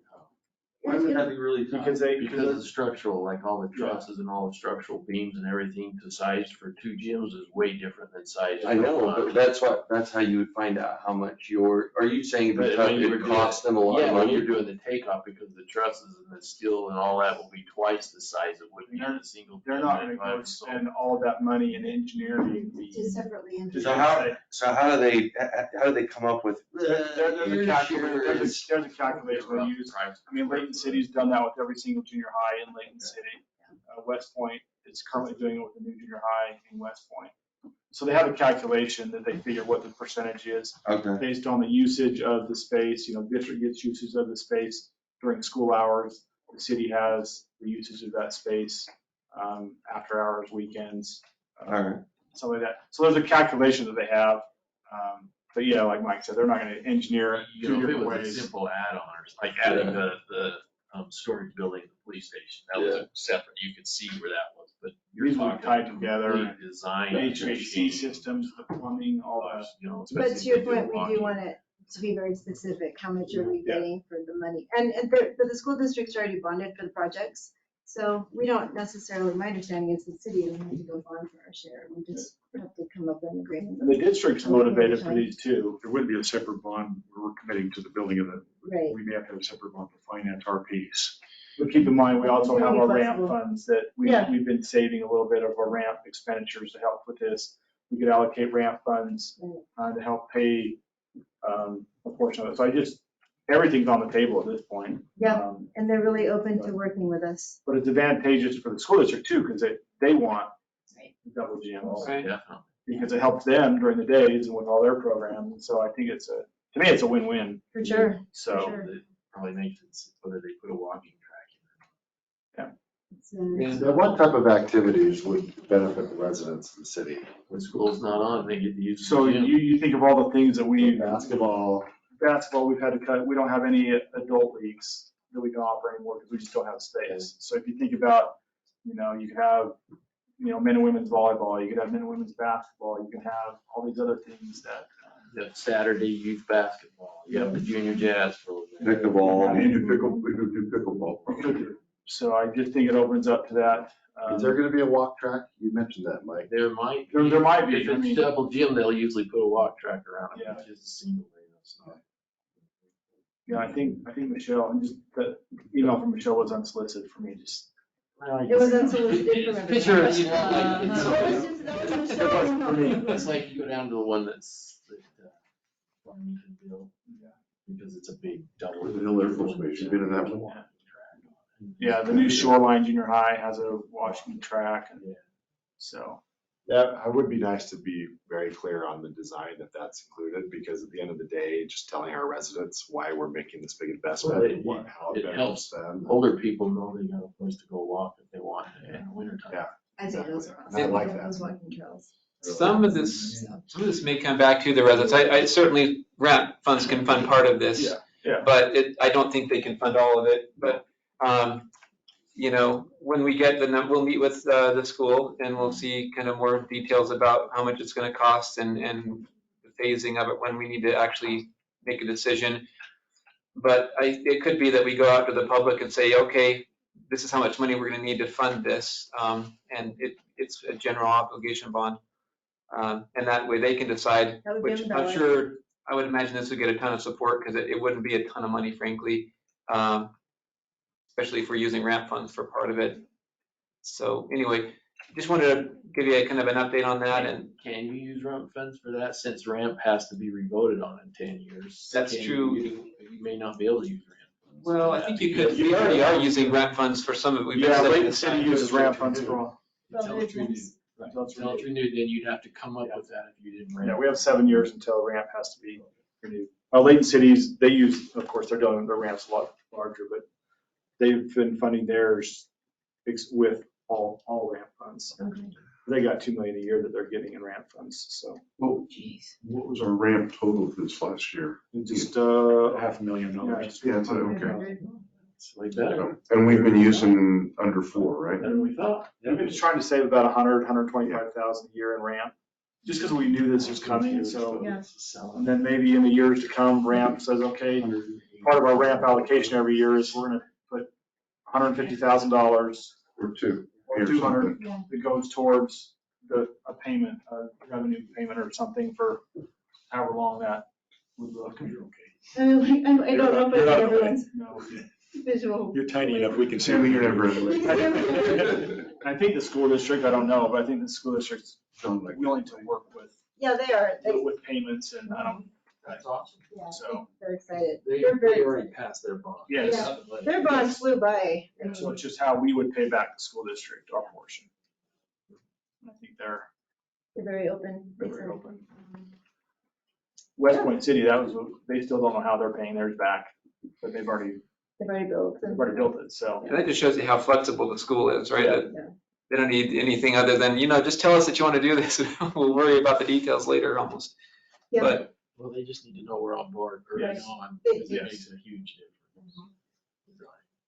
so more to come on that, but it sounds very positive and exciting. So really quick on the fire station, we had plugged in again on this sheet, $1.5 million out in FY 2027 for an addition onto the existing fire station. And that's just to kind of buy us time until eventually, we build a new station in several years on the west side. This would be, again, just an addition. We've kind of eaten up space as we've grown. We used to have a bunk room or an office. It's now a bunk room. And, we're putting EMS supplies in places that, we need to expand by probably a couple of bunk rooms and an office space. And again, we're going to continue to grow as we have in the fire department and as we grow as a city. but this is just a much more cost-effective way to handle our immediate needs while we wait for an eventual fire station on the west side. My guess is that we probably wouldn't look at building a new fire station on the west side until after the bonds are paid off on the police station in 2031. But we'll continue to assess, you know. What do we think about a general obligation bond for that? That's the one that people vote on, right? Yes. It could be, yeah. I think we'd have to be sure we didn't do the same thing like we did with the police station. If we really know we absolutely need this and are gonna do it, I guess what happened with the police station, right, was we said, let's see what happens to the geo bond. It failed, and then we said, all right, we'll just do a revenue bond then, and we did it on our own. But a geo bond does give you a lot better interest rates, of course, so I wouldn't be opposed to letting the public decide on that, though. If we wanted to do that, what would the timeline be? I think there's probably a lot of public support On for a it. fire station? Then we have to notice I by, mean, we wouldn't do it this election, obviously. 2031 would be when you're doing it. I'm- You're talking the full build, Yeah. 2031. I think this is one that it's not on our immediate agenda. I mean, even the addition is in FY 2027, so just kind of keep that on the radar more or less. And immediate things are probably, imminent things at least, are the gym, the op center, and then now the library, so we can touch base on where we are with that.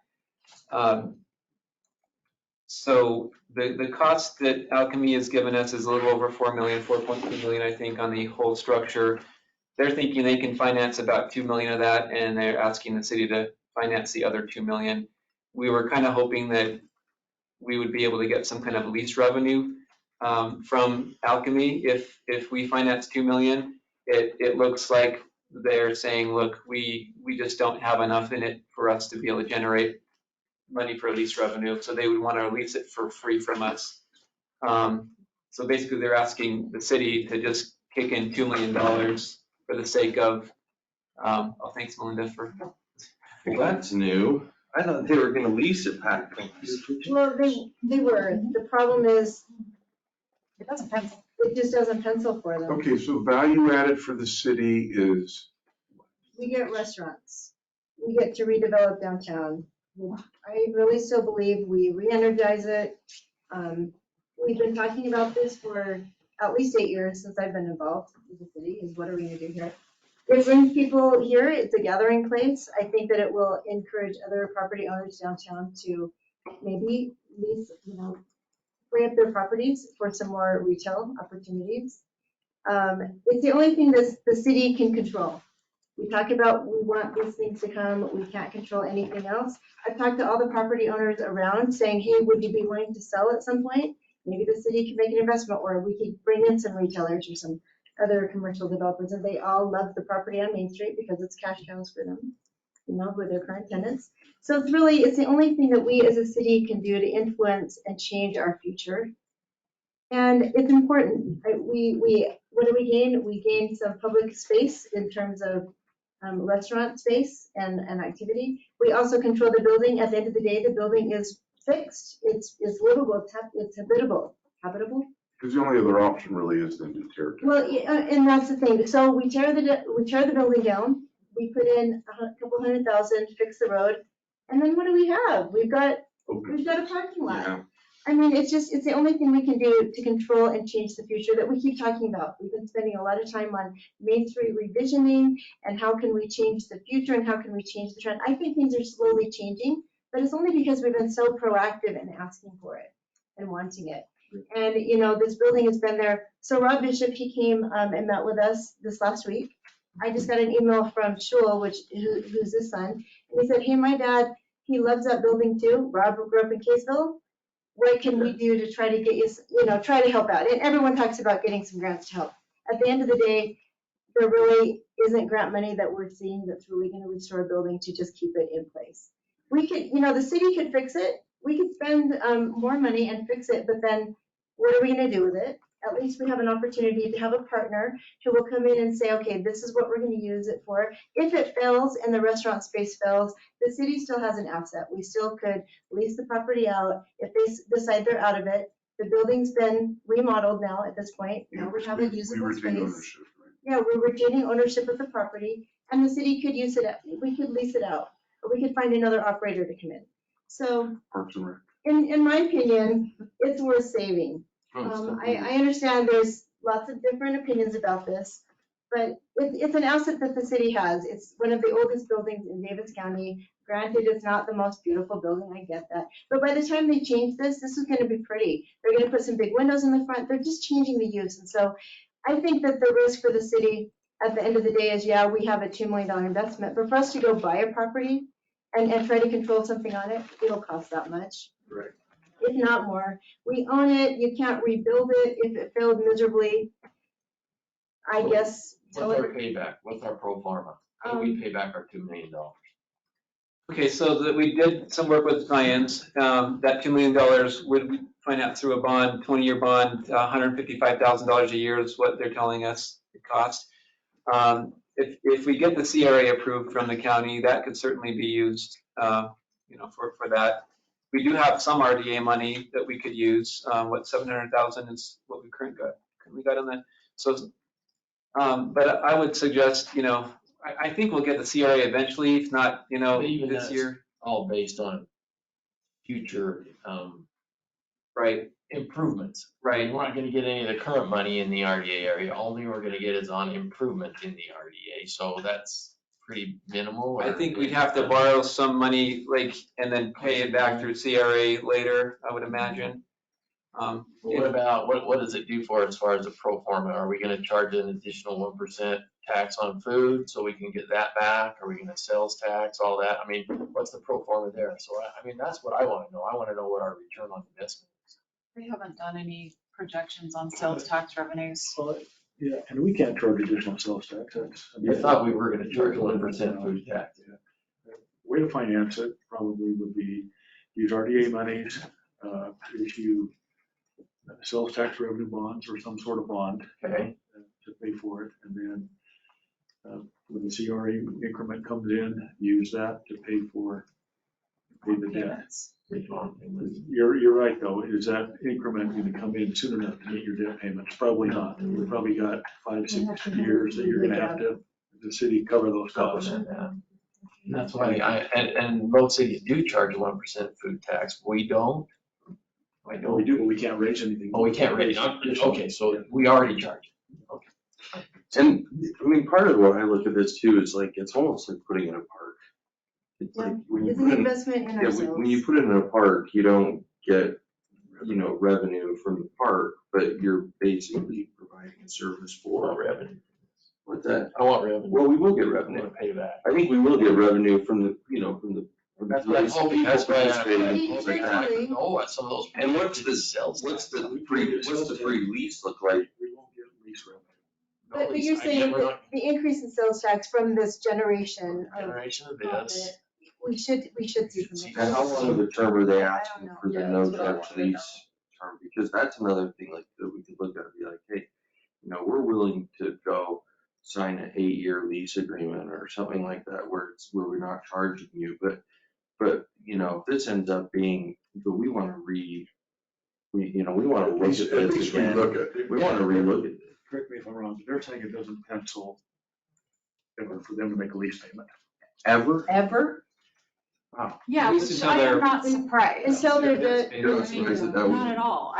No, I am not. I always had a big, huge question mark as to whether or not they could make this capital work. Just because they're having to spend the 2 million is what you're saying. Yes, yeah, if in a traditional relationship, right, it's tenant improvements only that they would come in and put in. We're asking them to reinforce and do all the structural improvements and utilities. Usually a landlord already has that in place, so That makes sense. the additional 2 million that they would have to spend to get the building suitable even to do the TI is, I think, the reason why it doesn't pencil out. But No, I guess the reason is it's only 6,000 square feet. You can't charge rent huge amount of rent on 6,000 square feet. Right. I mean, they're only predicting, what, $150,000 in rent per year? Yeah. So, I mean, if it were a bigger space, you could charge higher rent. Right. So if they build it out to have some restaurants in there, but that goes flop, because the food hall in Salt Lake just kind of went flop recently. Oh, did it? So if that goes flop, then they can just convert it to office space. It's our building, we can do Our it. building. Well, we can control what they convert it to. We can We say, no, control it that has to be completely. restaurants. But aren't we signing a contract with them? So can we tell them to get out mid-contract, or do we have to wait? Like if they completely go belly up, do we have to wait until their lease is up? No, I think we No. would structure the agreement with them that if it's failing, that, Take over the building. yeah. Yeah.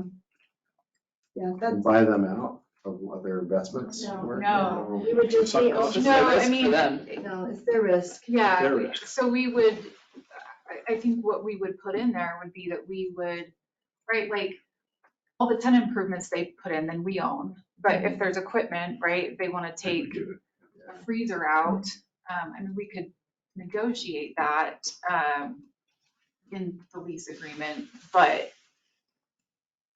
right, the issue is, right, we don't have the money up front. It doesn't pencil out for them to do the project unless we participate.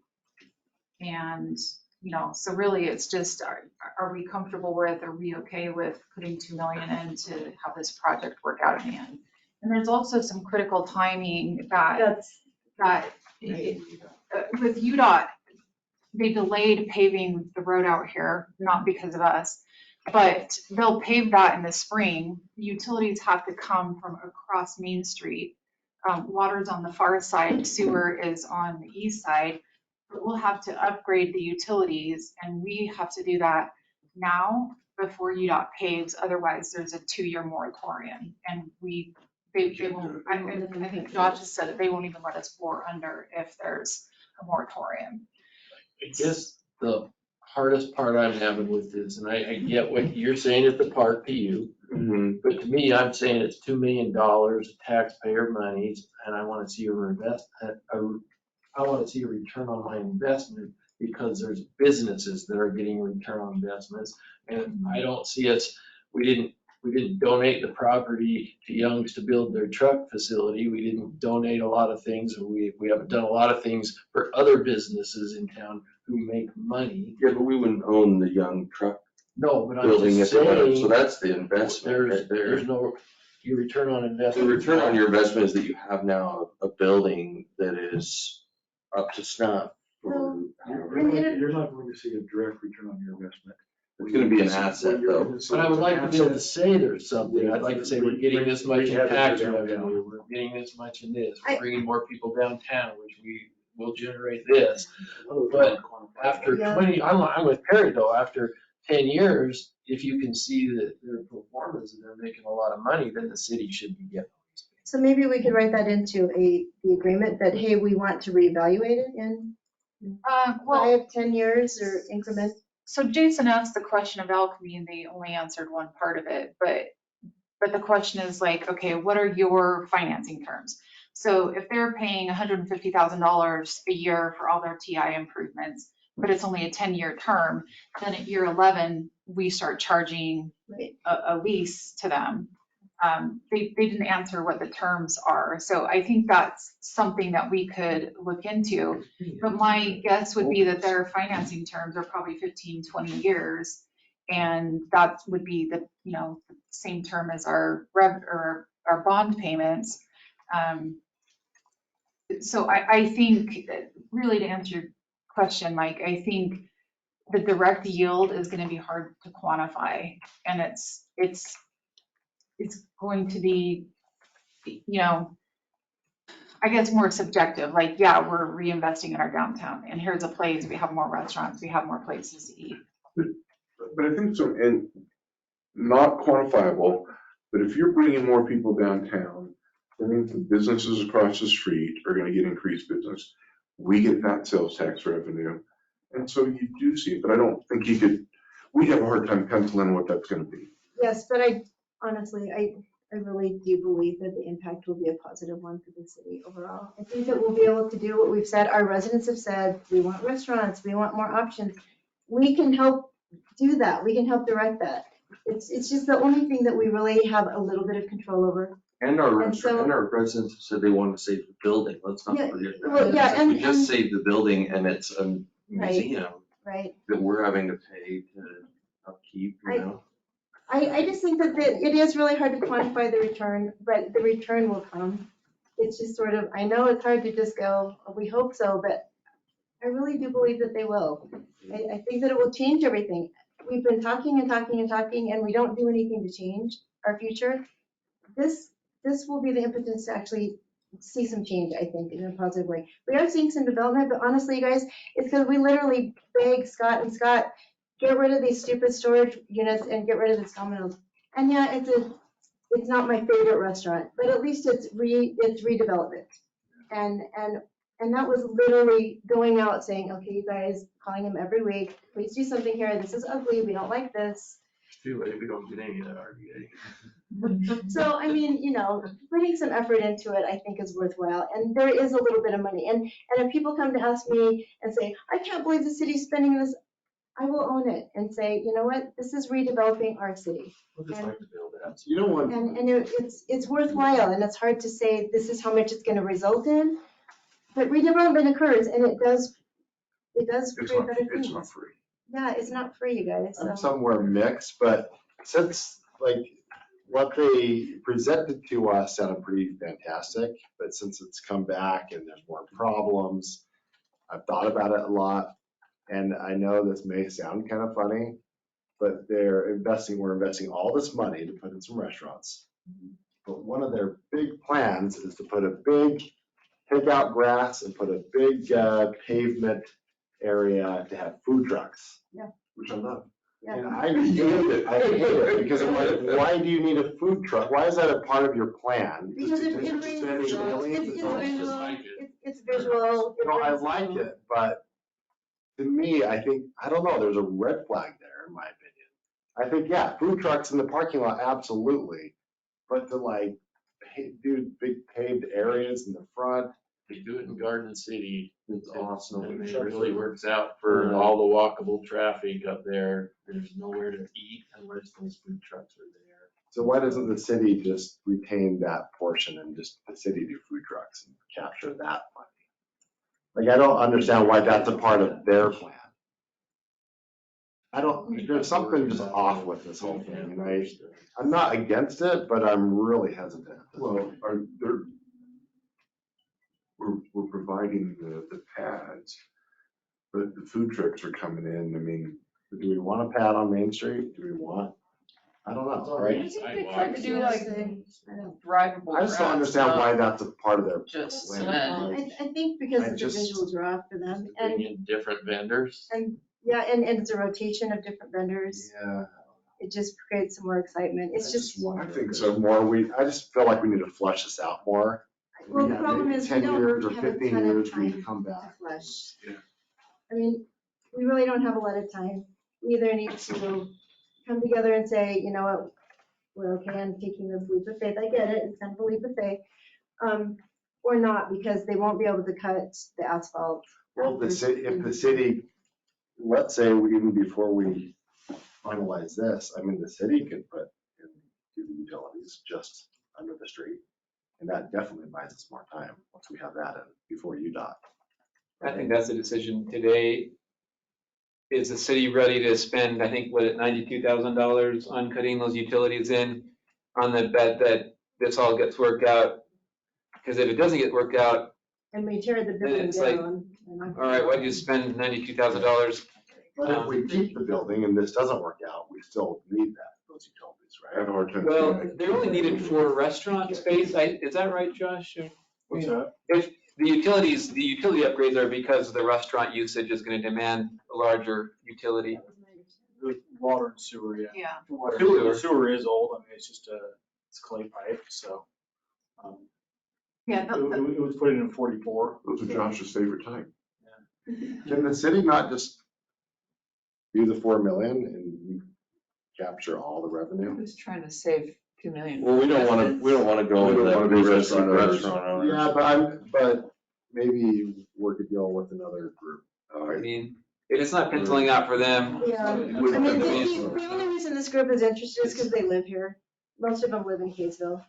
Otherwise, I think groups wouldn't really be interested in the project. Well, Because and You saw the RFP when we it's initially an put it out. investment for them because they live in the city Oh, and yeah. they There care. was only That's a two, no-go. but I'm just saying, there was only 2 interested groups at all, and so. And to be fair, and Nick mentioned this when we were discussing it internally a few weeks back, but we did issue that RFP with a caveat of we don't want to participate financially at all. So, right, we got these 2 very contrasting proposals back, and Now we are. well, yeah, and now we're back really to square one where, like the residential is what would have made the other project pencil. That's kind of your real guaranteed money. The food hall just is a riskier project, but I lost my train of thought, but so there is a question of if we issue an RFP again and we say we're gonna participate $2 million, do we get a different project? Do we get a better project? Do we get anything at all? But I have a hard time thinking that we could I don't think do the timing. better than this. But I don't think the timing with the UDOT work that you could really do that then. Well, yeah, I mean, it would have to be, if there's anything that would involve utility upgrades, right? Then it's either we do it now on our own in hopes that everything works out, whether we issue another RFP or not, or we just wait 2 years until UDOT's moratorium is over. And if we do get the CRA approved, we can enter into an interlocal agreement between the city and the redevelopment agency and have the redevelopment agency pay back the city, the general fund, for those bond payments once those revenues start coming in. And with Phil Holland's project, I think we will start getting some revenues pretty quickly after, if it gets approved, and the agreements we have right now is that we would trigger it next year. So Phil's probably 2 years out of completing his project.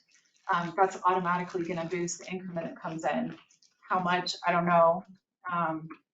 So, it can still be done through the RDA, kind of in a retroactive interlocal agreement to have that repayment to the general fund. Yeah, you bring up a good point though, it's like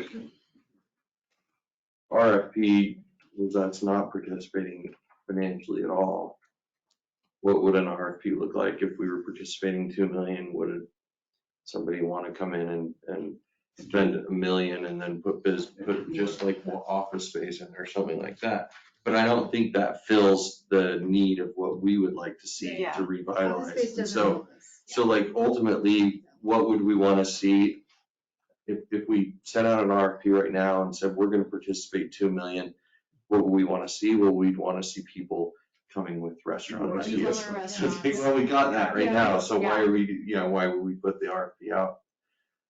I personally, I know, are we not making decisions, but I really think that we need to give you direction, right? Because it'd be nice to do. I think the 90,000 is money well spent, is what I'm saying right now. Like, I think that this is something that we need to do. The 90,000 to do the utilities regardless. Essentially, well, yeah. Again, if it's me, 90,000 for a sewer lateral in and a water lateral. it's crazy, but that, It might be less, we're just trying to throw out what it is. Yeah, I would hope that, because that would be pretty close to about $22,000, $4,000, $5,000, $6,000 a square, lineal Well, foot. you gotta do UDOT It's- standards of it's- traffic control. Yeah, it's UDOT. UDOT's Do we have no road. control over UDOT, like? no control. If you can change that, you'll be my new best friend. But I mean, we hear, we can add it as a change order on their contract, right? I mean, they have so many priorities. I mean, if we're planning on redoing this, So we're gonna investing, prioritized this for this fall, Oh, okay. actually, and then they moved it to spring, not because of us necessarily, because it worked for their schedule. But that's how This it's was gonna be because- paved in October and Yeah. it was like, you guys Oh, missed your okay. window, goodbye. Yeah. I mean, I'm not against this, but I do agree. Like, I think it's well worth spent. doing- So is that something the city would be doing then is? I think you should try to do it as a change order with you. That's what Alchemy has been saying, is that the city would cover that cost in the proposed, the $2 million that they're asking us for includes that 92,000 Utilities, yeah. for utilities. But I'd like to get something in writing from Alchemy that, you know, or the contract in place that says that they're gonna do what they're saying they're gonna do. I will throw out there, they have spent a couple $100,000 already on their engineering plans, their Yeah. design work. So it's they're not not as though gonna they've got no skin in the game. They actually, in Do they talking to have an them, in-house engineer though, or? I'm not sure It's if they do or still not, like but in a talking to them, I state said, look, if we're gonna convince the council and try to get support for this, you need to tell me you're 100% in. Right. You're not gonna back out of this. And they said, no, we're in. We just needed to pencil a little bit for us to do it. They do, most of them do live here in Kaysville. They're invested in the city. They think it would be a really cool thing to change. So they're 100% in. I don't know that another group would have the same passion for it, but we do. I mean, this started last year. They want to have it built by July, Yeah. actually, this year. This last So this has been a long process, and the fact that they're still even talking to us about it. To kind of sum it up, it would be, you've made the decision that you want to save the I would library. like to save the library. Okay, so your $2 million, Yep. the city could put into it, and we'd have a shell building with nothing in it, or we can invest $2 million into it, and we can have a community event area with restaurants. Right, Either way, it's gonna cost us $2 million. Yes, Yep. yes. you got it. Personally, I don't want to see the building demoed. And I will really support not demoing it. I don't want it to just If sit we there keep waiting, vacant. it's gonna do it on its own. It's gonna so. fall over Yeah. eventually, it's true. But, Right. I would rather have a use for it than to just keep a building that's gonna fall apart. Yeah, Mike, I think you're spot on. The difference now between the years prior is that we have a project and we have a group that's interested. And so it was always gonna cost what it was gonna cost. It Now hasn't there's changed. just a vision, a project, a team. We were just hoping somebody else was gonna make that We were investment. hoping. But we always knew if the city kept it, it was $2 million just to get the building so it was rentable Yes, We're usable for the or city. usable Yes. for the city. right. And the nice thing here is we still own the building. I was always confused about how that was supposed That to probably work. would be a hard no is if we gave up ownership. Right. Sure. So one quick question, just throwing this out there. So we kind of talked about a small area like community space in the building, and it kind of shrunk when we got the proposal. I kind of like the idea of going forward with it, but having a good community space. Like what about after hours? Could we, if we go back to the drawing board for the contract with them, could we utilize part of the building after hours? What's after hours for a Yeah, restaurant? I was gonna say there aren't. No, not restaurants, but if like wedding venue, I don't know, if someone wants to rent the space and then we can capture that. I don't think it would work with their current design. They're gonna have six separate, six separate It's restaurant not big. I areas. guess that would be up to them. If they want to do events. I mean, I kind of like the thought of having, we can capture a little bit if it's, They have talked about profit sharing, saying, okay, maybe, if there's profits to share, that could still be a consideration. Yes, that these tenant.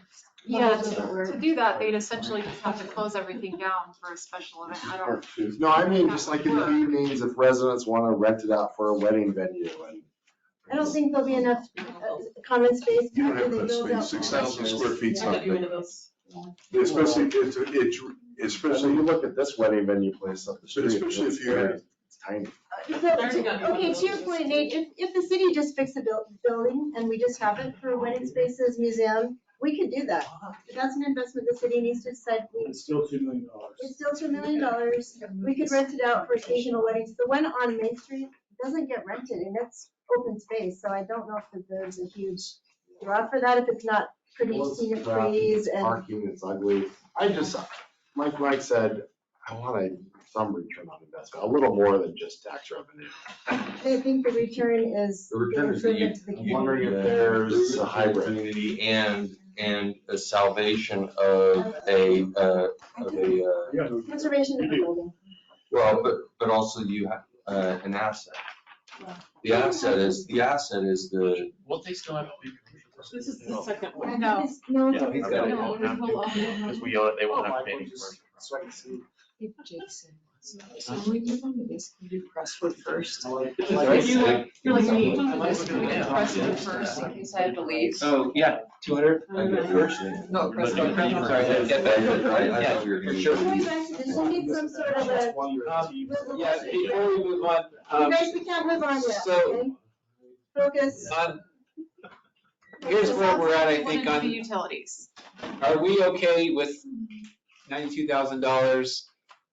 The way I look at it is, this is an opportunity for the city to put its money where its mouth is. I mean, Alchemy, small firm, has put in $200,000 of their own money on the gamble that this is all gonna work out, this partnership. This is our opportunity to say, we'll put in some money to also try to get this moving along. I think if we don't do it, UDOT's gonna pave and we're gonna have to put this on hold for 2 years, because you know how UDOT is. We have to start working with them like last week to get this So through. have they Yeah. really spent 200,000? Because they Yeah. showed us a design that was. It was They- pretty. yeah. Same design on it. So they've done civil drawings, like they. Like they were- actual drawings. Yeah, they were Yeah. ready to submit for building permits. So they've done all the architectural They've done stuff, all they've the done the work. civil Okay. stuff for the sewer connection and the water oil separator and all of that stuff. So, and I think it's been like in kind, right? Because they're doing it on their own, but their time is still valued. So I think they have, between who they've consulted with and what they've done on their own, they've definitely spent a couple $100,000. Okay, so head nods on this Head 97. no, Yeah. I'm okay with it. I don't get to vote, but I'm okay if we try to do it as It's a gonna change become a order. part-time job for Yeah. somebody. I don't know for the how that next works. 2 months. That'd be nice. Josh, can you look into doing the change order with UDOT rather than having it be a separate project? They won't do it, they don't have anything within their project anymore that has line items for utility work. That's out of their That's all done. project. It would have to be outside contractor. But would we wait until they tore something up before we did our? No, we'd want to do it before, because UDOT, all they're doing is they're coming in, they're gonna mill off a little bit of the surface and repave. right Oh, now. that's all. Oh, so I mean, we're digging, We we cut got it it. in. This has to get done before UDOT shows up to start their. So you can start on it Are tomorrow. you sure the sewer lateral's bad? it just needs to be Lateral upsized, back. right? That's the problem. I think it's the size. Let's all go over and let's use the bathroom over there for a week. We have no water, Let's see. so. I think we're saying we're gonna look at, paying for it, but I don't know that we're the project manager. I mean, Alchemy is still, it's still the project. We've been trying to get them to talk to UDOT. I think that would be the best way to do it is, hey, we can reimburse those costs, but make them take on the coordination and the Okay. liability of the contractor coming in Right. and making sure that all the traffic control is. And honestly, I wouldn't be comfortable saying we'll pay $92,000 unless they're serious enough to actually, jump at this and take it on. Yeah. So if they're not willing to take it on and get aggressive with UDOT, that to me is a red flag. If we're saying, hey, we'll pay for it, but you guys have to manage the project. Here's your opportunity to show that you can do this and get this done. I agree. I would feel more comfortable with that. Great. Are Perfect. we okay with that? Yes. Yes, thank you. Perfect. Yes, Let's move on. Mike is. I'm gonna say UDOT should. You're not a yes? We still, Thanks, everyone. You're not voting? I'm okay with, I want to revitalize it, I just wish there was some way to show some revenue. I'm in okay too. Mike, 100%. We're gonna get There's a money way. though from sales tax. I think there is some money as well, Yeah. we'll see. Okay, all right. all right, perfect. Okay, we got throwing a ton at you. We've still got a little more, and We're it's about 11 halfway o'clock. Is anybody a hard, stop at 11 o'clock? Okay, I have to leave at 11:15, but I can come back after 12:15 if we're still going. I just already was volunteering at my daughter's class across the street, so I have to be. I can't not show up. by 12. Okay. We'll see how far we can get, but Good till noon. Abby was seeing if we could, asking if we could start with Crestwood. Yeah. Okay. So it's the Josh show. Okay. So starting with Crestwood, that number that you see there, the 2028 cost, if you want to make an edit to that, been able to work that number down. Over the last day. 2475.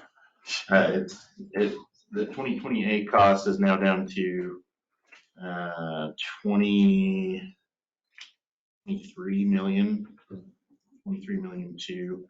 A portion of the funds in there. The sewer district has indicated that they want to replace their sewer lines in Crestwood while they're in there, but they weren't separated out from water and sewer work, so.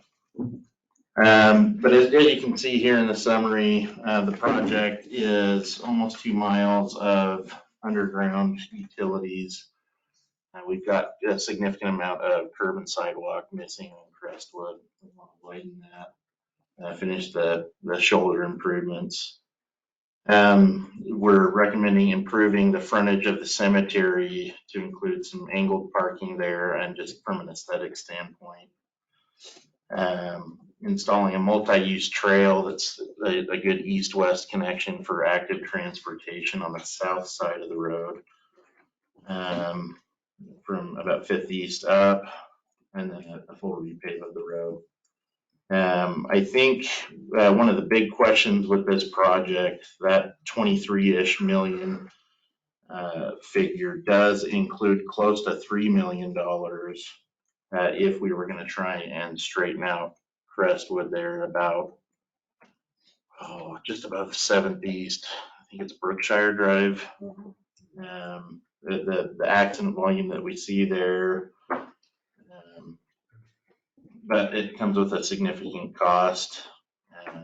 So that was probably the big question for council is the pros and cons of that. Pro is, we have hard data that there's an issue there with vehicles going too fast in the way that it's currently built. Cons are it's obviously expensive. It introduces a wall structure that we then have to maintain going forward. There's a significant amount of right of way that we need to acquire for that. Like I said, just wanted to get some input there from council on that. It's not a guarantee that it doesn't create other problems. Personally strongly against the multi-use path on the south side of Crestwood. You don't want it to be a bike path? No, Oh, really? Way Oh, I too thought you liked expensive. like, way oh, too okay. much work, way too much expensive, way too much cost there. That is such a drop off. So that's not part of the 3 million. No, that's part of the Part of 23. the 26 million, though. Yeah, if 25 million, well, 26 I million. think it's When you presented this before, it was part of the $26 million. right. What I'm saying, it's not part of the 3 million for like trying to straighten it out and build a wall. We need to build a sidewalk. So the difference between building a sidewalk or taking up the space for, basically get rid of the park strip and you do a 10-foot wide trail. The cost is fairly similar. It was very significant. I think it was in the neighborhood when you said we're around $7 or $8 million to add that multi-use path on the south side.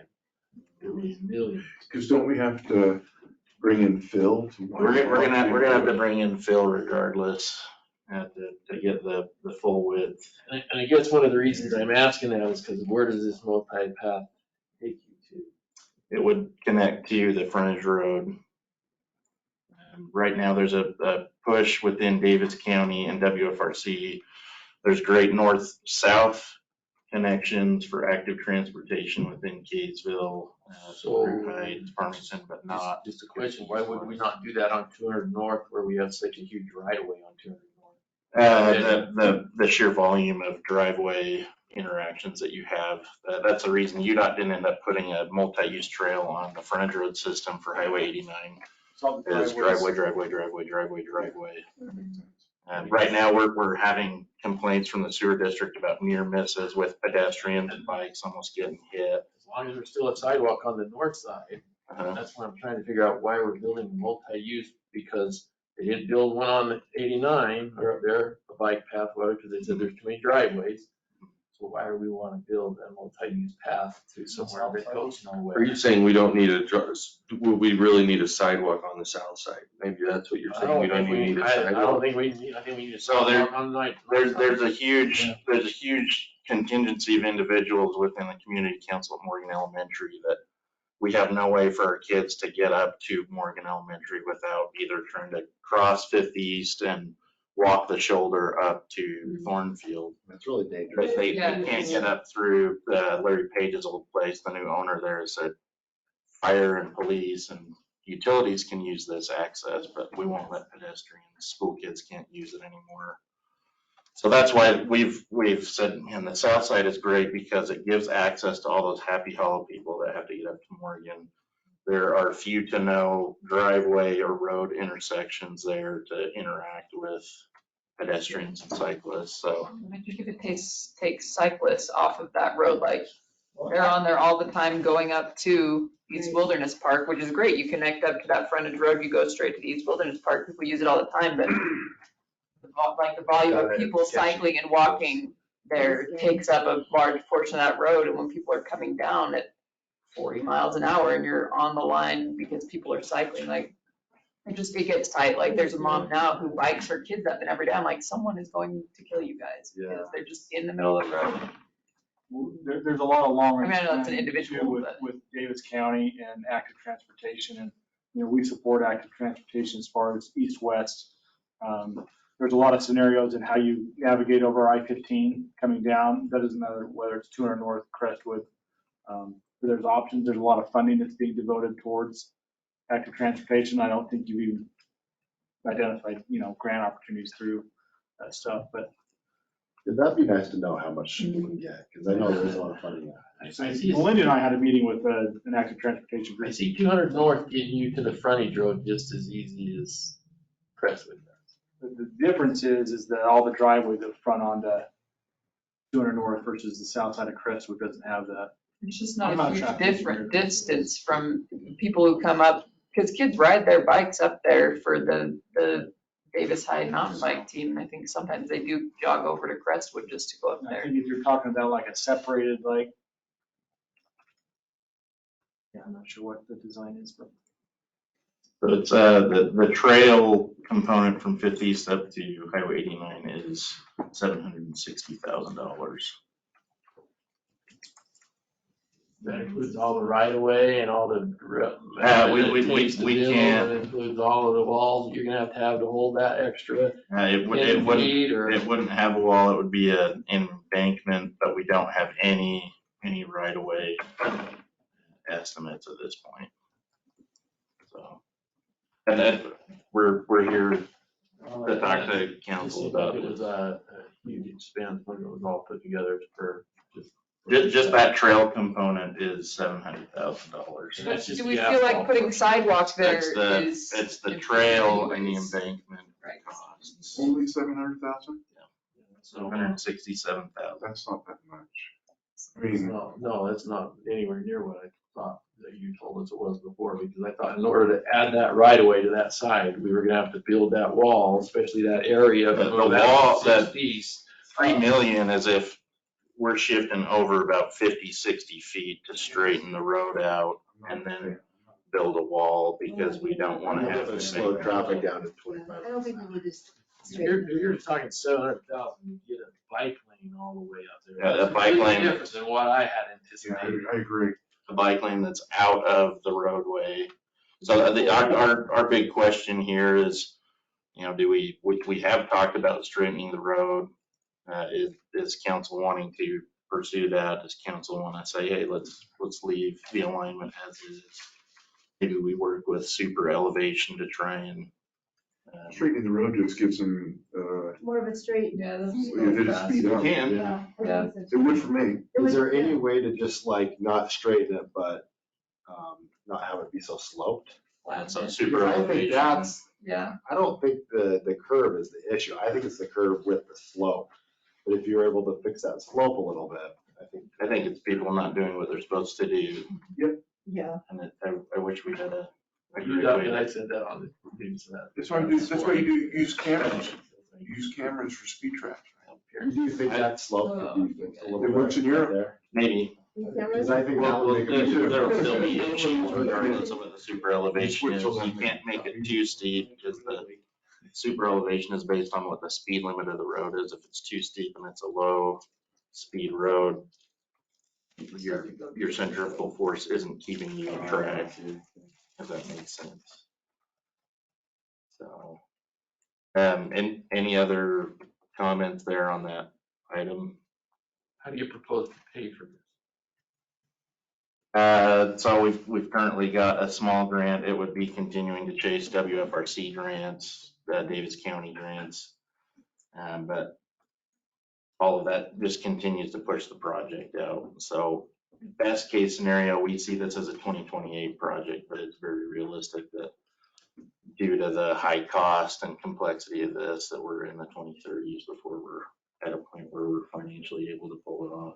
With that designated like bike lane, that trail, I think we're much more likely to tap into the WFRC funding and grants with that. But once we remove that, I don't think. Just us looking at that is the only reason UDOT gave us the 1.4, 1.7 million grant that we're currently using to design the project with, so. Okay, everything else is kind of an update of where we're at. Jason wanted us to update on the various projects that the large projects that we've got going on. As you can see there, Mutton Hollow, phase 1 is down at Main Street. That'll be starting this winter. Installing the signal there. There's a lot of curb and sidewalk work and repaving associated with that. That'll go from whenever we start this winter into summer of next year, late summer. Phase 2, we're still working on design and coordination for the Fairfield intersection there. That's moving quite a bit slower with the condemnation and lawsuit there. But if we're able to start that this spring, we'd hope to be finishing that by the fall. As I mentioned, we do have a grant it's a reimbursement grant. So once the project's complete, we'd be able to receive 1.7 million from WFRC. 200 North is also going to be starting this winter.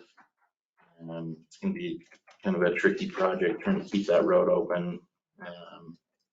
But yeah, a similar project, a lot of curb and sidewalk work, underground utility replacement with the city, the sewer district, some of the telecommunications companies, and then a repave at the end of that project.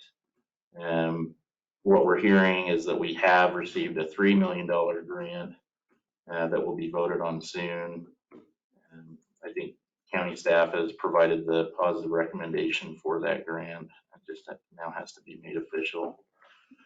Project cost, as you can see, $12.8 million. A portion of that is the road fund, a portion of water. And with this project, Jason, I don't know if you want to talk about a question on aesthetics. Yeah, this is so Josh and I and Zane Abbey took a drive around 200 North a couple weeks ago and looking at aesthetics, trees specifically. And I don't know, Nate, if you want to kind of share a little bit of your thoughts and vision on that. Yeah, absolutely. So, right off the bat at the League of Cities and Towns, down at the Salt Palace, I believe it was, there was a presentation given about landscape design and cityscapes for downtown. We have another one? You're good. Great. It's fine. So, yeah, the League of Cities and Towns, we had a big presentation where they talked about cityscape, landscape, and they kind of pointed out, they had some studies done that indicated that when you have trees or cityscape in downtown areas, it actually slows down traffic if there's more in folks' peripheral vision as they drive. And so there's a strong safety component to this. And in talking to residents along 200, there is a big concern about people speeding and going too fast. A lot of school kids will cross 200 in I think 2 different areas, down by the library and then up on 5th East. You have hundreds of kids crossing that daily for school. And so this is extremely important to me. So I talked to Jason in the city. Since we're doing such a big project and this is a main road into the city from 89 and really this is the entrance to the city on the east side of town. I thought since we're going to all this effort in replacing the road, a lot of curbing, it makes a lot of sense to me to factor in potential treescaping. And I feel like this is something that the city will benefit for the next 50 years or 50 plus years potentially. Since we are so far down the line with engineering, the curb width is typically 5 feet on both sides. Park strip. Park strip, yeah, 5 feet. And that is entirely adequate to put trees along there. Probably not large trees, but there are quite a few medium-sized trees and small trees that actually work with that type of space that don't typically pick up sidewalks or ruin the road, have deeper roots. And so this is something that I've been talking about last 2 years. I really want to find a way to do it. So yeah, that's my pitch. So, yeah, thanks. Initially, we were talking like, is this like a uniform look from end to end? And as we drove it, obviously, you've got several sections where there are already mature trees that we don't want to replace or pull out, of course. There's also the question of, are these going to be maintained by the city, irrigated by the city, things like that? And then you get into some really significant costs, but you also get into, is this something that we want to sort of partner with residents on and let them have some ownership in it? And I think after we looked at some of those questions, we said, maybe the best option here is that the city goes to residents and says, hey, we want to beautify, 200 North for all the reasons you just talked about, improve it. Here's an opportunity for us, the city, to actually, we'll buy a tree and install it for you. You can even pick the kind of tree. We'll give you a short list of trees that would be appropriate, for a street tree in this area.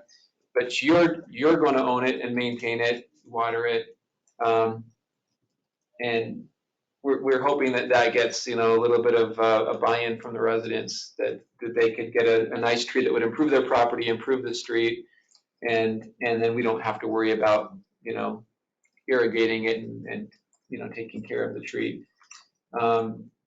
I think, you're not going to get 100% of people maybe, but I think the nice thing about this plan is it doesn't have to be a uniform look because you've already got, like I said, spots where you don't have trees, no irrigation. You've got mature trees of different species around. And then with residents picking from a variety of, trees, what we're going for here would, I think, be sort of a nice canopied look or tree-lined street, but not necessarily uniform look. And you can see the cost there that Josh has put together an estimate. So breaking down the estimate there, we're using numbers from our Connector Road project a couple years ago to furnish and install. So that is the city going out, purchasing a tree and paying someone to go put it in the ground, was $500 per tree. It's a 2-inch caliper tree. At 120 trees, that's 60,000. Does that include the tree? Yeah. No, that's $500 a tree. Come on. Your tree That's costs with our are- city discount, right? your tree costs are between $300 and $350 per tree. Yeah. That's That's just. once you get a tree this big. That's what we're paying per tree. Just for a 2-inch Caliper. caliper. And that's like if you go to J&J. That's why Mike doesn't have any trees at his house. tree on my lot. Other things For my trees, is bigger ones. the park strips have kind of become the designated utility corridor for the gas company. They run all of their gas lines in the park strip. Telecom and fiber run the vast majority of their infrastructure in the park strip. So do we need to include in this the city undertaking some work to pothole and identify the locations and depths of those utilities? And then resident coordination, talking to, there's 81 owners. That's not saying that every single owner is a place where we'd be able to put a tree. As you can see here on the aerial, there are some locations where I didn't put trees, and this is a very high level. And if the owners didn't want to, Yeah, Yeah. so because then it's their choice, right? that's Not a necessarily, kind of, I Oh, I guess. thought it was your choice. I think the approach should be, that's a question that we've got is, what do you do if And somebody doesn't Because I want? hate to, I hated living in an HOA out in West Kaysville where I had to have these ugly pear trees Right. on my curbside. Yeah. Because I didn't want to hide my house. I like my house. And, so I would be the one who'd say, I mean, I love the idea on Main Street, on 200 North having the trees. I have a difficult time dealing with pressure into it. Well, we. No, right? we talked about this, there wouldn't be a pressure at all, but it wouldn't necessarily be like your choice, yes or no. It would be, hey, we want to give you an option of these trees. And those residents that won't want one, they will make it very loud and clear. But in no way do I think the city should force people. But I also think this is a main road, and I mean, if people already are expected to replace, I mean, the city already does have ownership in that, those partnerships, so. Yeah, technically speaking. I love the idea of the project, but I just, So we've scheduled we opt in. that cost for the 81 owners. That's a worst case scenario if we had to coordinate for 3 hours with every owner. So there's going to be some where it could be like, hey, it's all 5 seconds. I want it. Here's an agreement that I've signed, and there's probably going to be some where it's double, triple, 3 hours. Yes, but similar to the 950 North situation. Yeah, I absolutely want it, but in order for you to get my permission, you've got to do these other things as well. And it can eat a lot of time. And then I've got a contingency in here, like this is so like preliminary and high level. There's probably a lot that we haven't even considered. I put that in just in case. Maybe it doesn't factor in, maybe it does. But when we have a lot of unknowns, we'll typically try to factor something in like that. I think we'd probably send out some kind of a mailer or what, say, hey, here's our pitch. We're going to do this great project. Here's check which tree you want. Maybe a lot of people would just respond that way. Then you've got to follow up with everybody individually that might be more reluctant or have questions or whatever. I've spoken with a lot of residents along this road a year or 2 years ago and mentioned that because it's been of interest to me, and I had overwhelming positive feedback. I mean, you're going to get a resident here and there, but I don't think we need to be heavy-handed as a city. There's probably things that we're not aware of, and so I would be surprised if it really comes to that dollar amount. I'm sure it will be less than that, for sure. Yeah, so some of the things that we haven't done here is anywhere there's like a concrete park strip or a gravel park strip or park strips where we've just seen people tear the trees out. We didn't include trees there. This is very conceptual. But yeah, we can kind of start there as Jason mentioned, if we were kind of taking the approach of, hey, we'd like to get you guys some trees, depending on how you structure this, it could be, you know, we're willing to donate a tree to you. You go to J&J or wherever to pick it up. We could even drop it off potentially, whatever we want to do. But you signing to accept this, you know, hey, you're promising that you're gonna potentially keep it watered, you know. We don't want to invest that money and have them not take care of it, or, you know, do we? You need to make sure that you understand you got to pick up the leaves. The city isn't coming out to pick up the leaves. Not pruning it for you. Yeah, not pruning it. And it dies in 3 years. Yeah. If we went that route, we wouldn't be necessarily spending the money to go map all the underground utilities for them. Hey, you need to call in a blue stake when you're wanting to plant your tree. And this is part of the phase 2, like the last Yeah, phase of the project, we'd right? probably So- do it as part of the second phase. So we're going this winter from Main Street up to about 5th East. And then as soon as that is done, we jump right into 5th East up to Fruit Heights. And if we're gonna do this, we do it at that point, you know, take some time to be able to work out the details. And that would be next fall, Main Street. We don't know super well how quickly this is gonna Yeah, I was go. gonna say, so it would be not into soonest would be. Yeah. This is a year out at least, right? Yeah. We could probably start getting feedback though. Yeah. Just to see, Yeah, who might be it interested. may look a lot different a year from now. I think it's a great plan to beautify the city. I think it's I good. think it would be fantastic for people to be willing to adopt a tree, take care of it. I think. I do agree, we probably don't want to force them to take it because Yeah. it never goes well. Right, if we're relying on them to water it, yeah, they've got to have buy-in and Mhm. ownership on it. And we want this to be a positive thing, like, we're trying to 100%. do something good here, like, so if somebody says, you know, for whatever reason, they don't want a tree, I mean, yeah. we won't force it. Well, in most, is secondary water, a lot of those places don't have secondary water, correct? They've all got secondary water. We just don't know which homes absolutely have it out in the park strip and which have removed it from the park strip. Most of the park strips are green, most of them.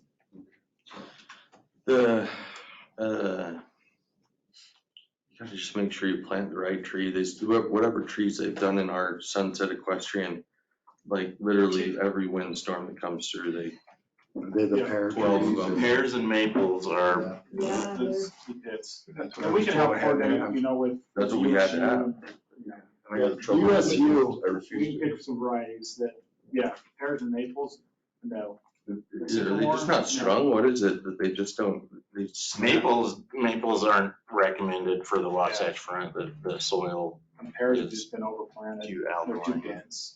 the Utah State University and usually all the cities, even Salt Lake City, there is a list of trees, like for residents, if you want to park a tree in your park strip, here's a list of trees. Yeah, And that's your what park strip has to be this wide for these trees. We And have so, and these are only trees where the roots go We down, have so they don't lift up the sidewalks. Yeah, Parks has We have a that. list. Yeah, Yeah. so. We have one. So, okay, so why is this project half the Crestwood project? Just the complexity of Crestwood. There's storm drain that doesn't exist yet on Crestwood that we have to install. Dealing with embankments, dealing with just the slope of the road in a couple of places. So, Okay, I just, you look at 25 versus 12 or 13. and we're talking, 12.5 million now. The right now cost of Is that Crestwood. just up to, no, the 12 or 12 and a half, is that all the way to 89 or is that just 500? No, it's 500 east, or just a little bit west of 500 east up to 89. Okay. But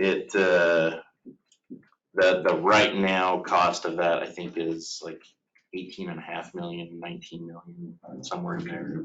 So there's some inflationary adjustments that have been made to that to account for if this happens in 2028. This is what you'd be looking at. So, All right, sorry, that was. no, you're good. an aside. Good question. So what kind of, do you need direction from us on this, or? I think, yeah, we're looking for some, and something I meant to mention earlier was, sort of one of the overarching points that we're looking to get out of this meeting is we're looking to do some things differently going forward in terms of, the not so exciting stuff like water lines and looking at making sure we're financially stable with infrastructure. But also, do we want to do anything to up the bar aesthetically in the city? Obviously residents have high expectations for what they want Kaysville to look like. They're proud of their community, and this is just one of those opportunities to say, all right, we're gonna, try to raise the bar a little bit. And just looking for feedback from the council if this is something that you want to do. I think it's good. I would like to I find like out it. what the residents think before we start putting a lot of time and effort into it. I'd like the mailer to go out to the residents, say, would you participate in this tree? It shouldn't be that much. There's 81 owners. It shouldn't be that tough to send out 81 letters saying the city is gonna do work on 200 North. Part of this, we're saying we're willing to maybe come put a tree in, but you have to take care of it. You have to rake the leaves. You have to do all this. You have to water it. If it dies, you replace it. And see what response you get back. Because if you get back 50% response, it's really not worth doing it. I would probably disagree, because I drive on that road every day. It is the worst looking road in all of Kaysville, hands down. But it's a I mean, functioning. would you agree? It's just a road. And there's so many kids that cross. I just wanna know, because if you're just gonna put a bunch of trees that are gonna die and it's wasted $120,000, then it's $120,000. Are you looking for a percentage of people who would be willing to I participate? don't know what people really wanna do. I wanna know how many of them, if they come back, cause I don't want city staff, cause there's a lot of effort that has to be put in by the city to do this. Yeah, that is true, but, yeah. And, That's absolutely, that's a part of it. For sure. they're like, no, I don't want this, I don't want the tree, I don't wanna take care of it, I don't wanna rake up the leaves, I don't want nothing to do with it. And you're saying you're not forcing them to, so find out what they want. So, I think that is the Part plan. of it. Yeah. We put out something like that would articulate what we're trying to do and why, and it'd be like 950 North, kind of like if we don't get enough people to buy in, it doesn't work, whatever that percentage is. If it's like, 90% of the people say, no way, obviously that's, but I don't know, I'm optimistic that we'd get a lot of people to say, this is a good thing for Kaysville, this is gonna really make a difference. It took that vision, in Farmington years ago to plant sycamore trees and look at this great investment it turned out to be. it's beautiful. So, I think it's a good way for us to do it, because it's so late in the process, because in Farmington, they have all these agreements and they come and they clean it and stuff. I think this is kind of like the Kaysville way of doing this, like, look, Right. You take care of we're it. doing this, well, no, not like that, Tammy. No, put it- And put it in. like, we're putting these in, we're gonna have a variety, we're gonna, we're gonna let people opt in if they want, we're not gonna force anyone to do anything. I think it's a good compromise for how the capabilities that we have right now. Absolutely agree with what you're saying. I think overall, this is a great opportunity to springboard, not necessarily right this second, but in the future, what is the vision? What are Kaysville's values and priorities as projects are coming down the pipeline? Farmington is a great example of hey, when we know A, B, and C are happening with a UDOT project, well, we know we're always gonna ask for powder coated signal arms, and we're gonna want artistic treatments and betterments. We need to. Coming Yeah, I up with, love powder coated stuff. I think that's a huge opportunity for not just staff, but council as well. Hey, if we're wanting to leave our mark on the community, really establishing some concrete plans and ideas for what do we do and how do we do it. Can I put input on the last one? I'll just catch up with you guys on the last item later and keep my input then, is that okay? Sure. Is it Angel Street? Yeah. No. Great, come on. All right, thanks guys. Yeah. Okay. Yeah, great, I think it's great. So you'll give us some feedback after you send out some letters, I guess, right? Okay. And Look at then, the map and see which residents agree, and, I mean, if, like you, to your point, Mike, if it is 50%, but it's spread out in a way that actually changes the landscape of the road, then I think it's more of Well, a, I let's just move through the process and see what we're working with. I guess true. If somebody wants a tree, we're willing to do it. 10 trees or 100 trees, 10 trees are better than none. Yeah, that's true. It'd be neat if I know we everyone can- did. We are a Tree City USA, so. Yeah. Well, okay, there we go. Thank We you, do- Cole. That's and our that- identity. But those go to the values that I think Josh is talking about, is like, what do we value? And those are the things that, when we're looking at, because we end up maintaining it, and we get beat up on maintaining things that, well, there wasn't any money, no fault of Josh or anybody, but like, there wasn't any money set aside for aesthetics and stuff, so. yeah, that's a hard thing, you know, just looking at these dollar amounts, like everything is so Expensive. crazy high, like we're doing like the Cadillac treatment on Burton Lane that we talked about, like that is the nicest ugly roundabout. Yeah. Like it has zero to do with aesthetics, but in terms of like, from an engineer standpoint, like, oh my gosh, that is a beautiful roundabout. But like from an aesthetic standpoint, I was like, you guys shut the road down for 2 months for that, for that? So I get it, you know, as we were going through this CRSA endeavor originally, you know, we were talking to cities and counties that are like, yeah, when we do a project, like we have a requirement that a certain percentage, like 1% of project cost has to go towards aesthetics somehow, you know. Yeah, put which in is what, that would be awesome. Or- Landscaping. Yeah, and- you know, Maybe work specific on what in we- the general plan, or maybe it's in code or something that, hey, we've identified these streets, specifically kind of how Farmington is done. These are tree streets, and it's going to have A, B, and C. So when resident A comes along, like, well, I live over here, how come I don't get a tree? Well, we've identified in a plan ahead of time, this is what we're doing in these areas. I think there's so much opportunity for Kaysville to continue to establish what it is that we're doing, how we're going to do it, what our identity is, so. I would like to Yeah, let's look at that. utilize that moving forward and be a little more forward thinking as a council versus just how do we move things around to like fit within our budget. It's just Band-Aids all over the place. And Right. I just kind of want to be a little more forward thinking within reason. And then the last project that I had on here is the Angel Street extension that Abby was talking about. We just finished the Connector Road project earlier this year. We do have a couple of remaining punch list items, but it's essentially done.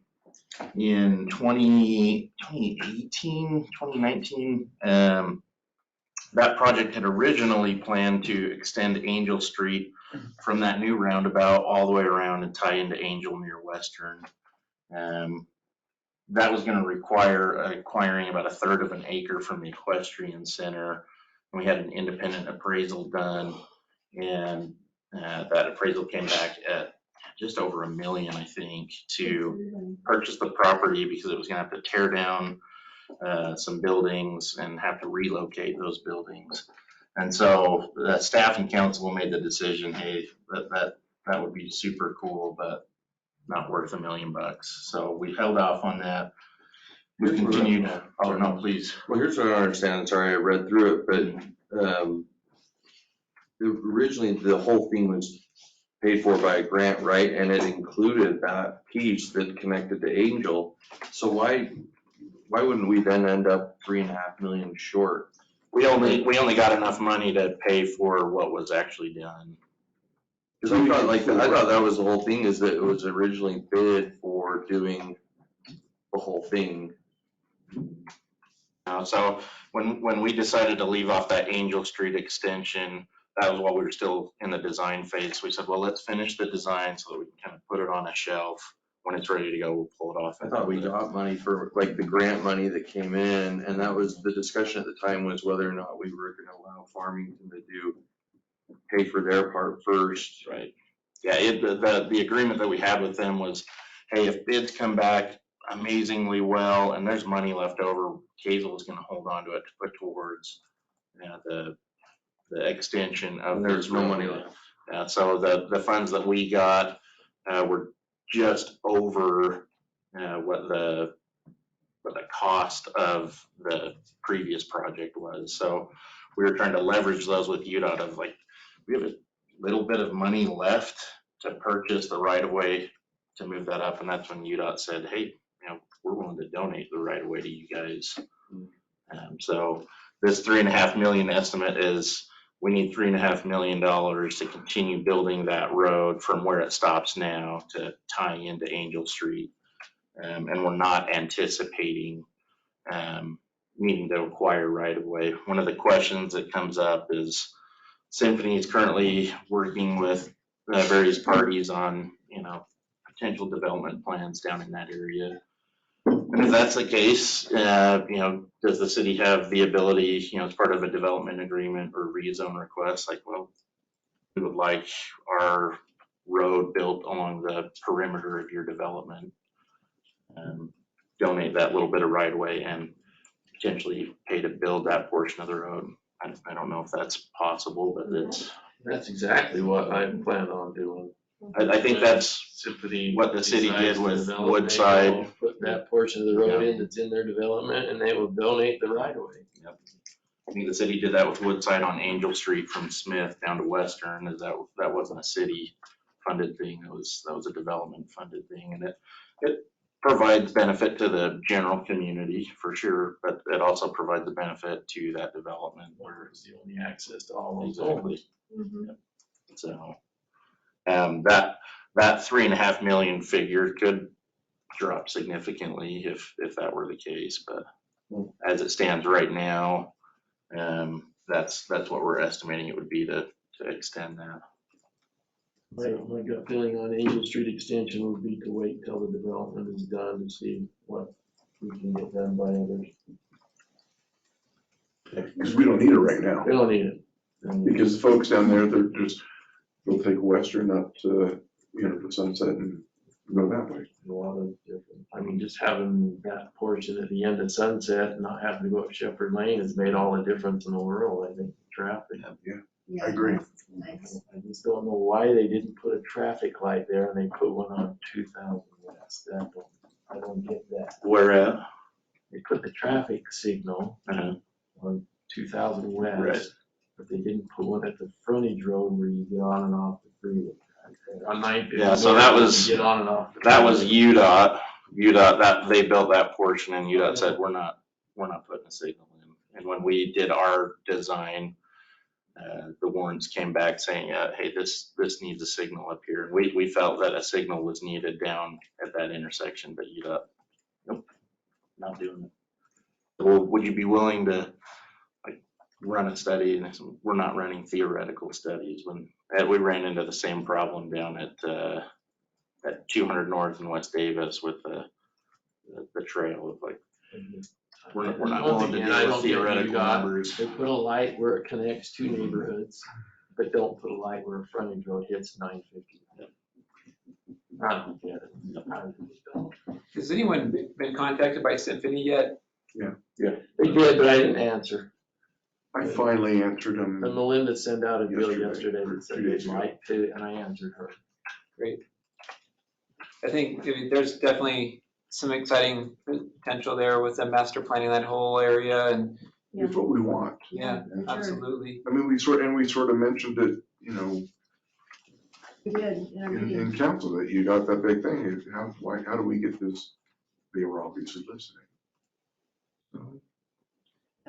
Yeah. It's an opportunity to maybe get some trade-offs too. They're gonna ask for some density, they're gonna do the nice $1.5 million homes kind of bordering existing single family up north. Then as I think you move south towards West Davis Corridor, the density probably they're gonna propose increasing it. But that means exactly. Family detached, unoccupied is what we want. That's what we want, Yeah. and that's not what they're showing. Well, they will show that. They will show that. Okay, That's because what, that's what not we even told them. close to what they're planning. well, they also want a couple townhomes, but we said we want single family detached. Yeah, but if you ended up with townhomes near the on-ramp to it, that's. Right, exactly. Complexes down there. Yeah, Okay, well, but- they didn't talk about apartments at all. Well, I think that's what they're showing. That's what they showed originally, but We, hopefully it'll change.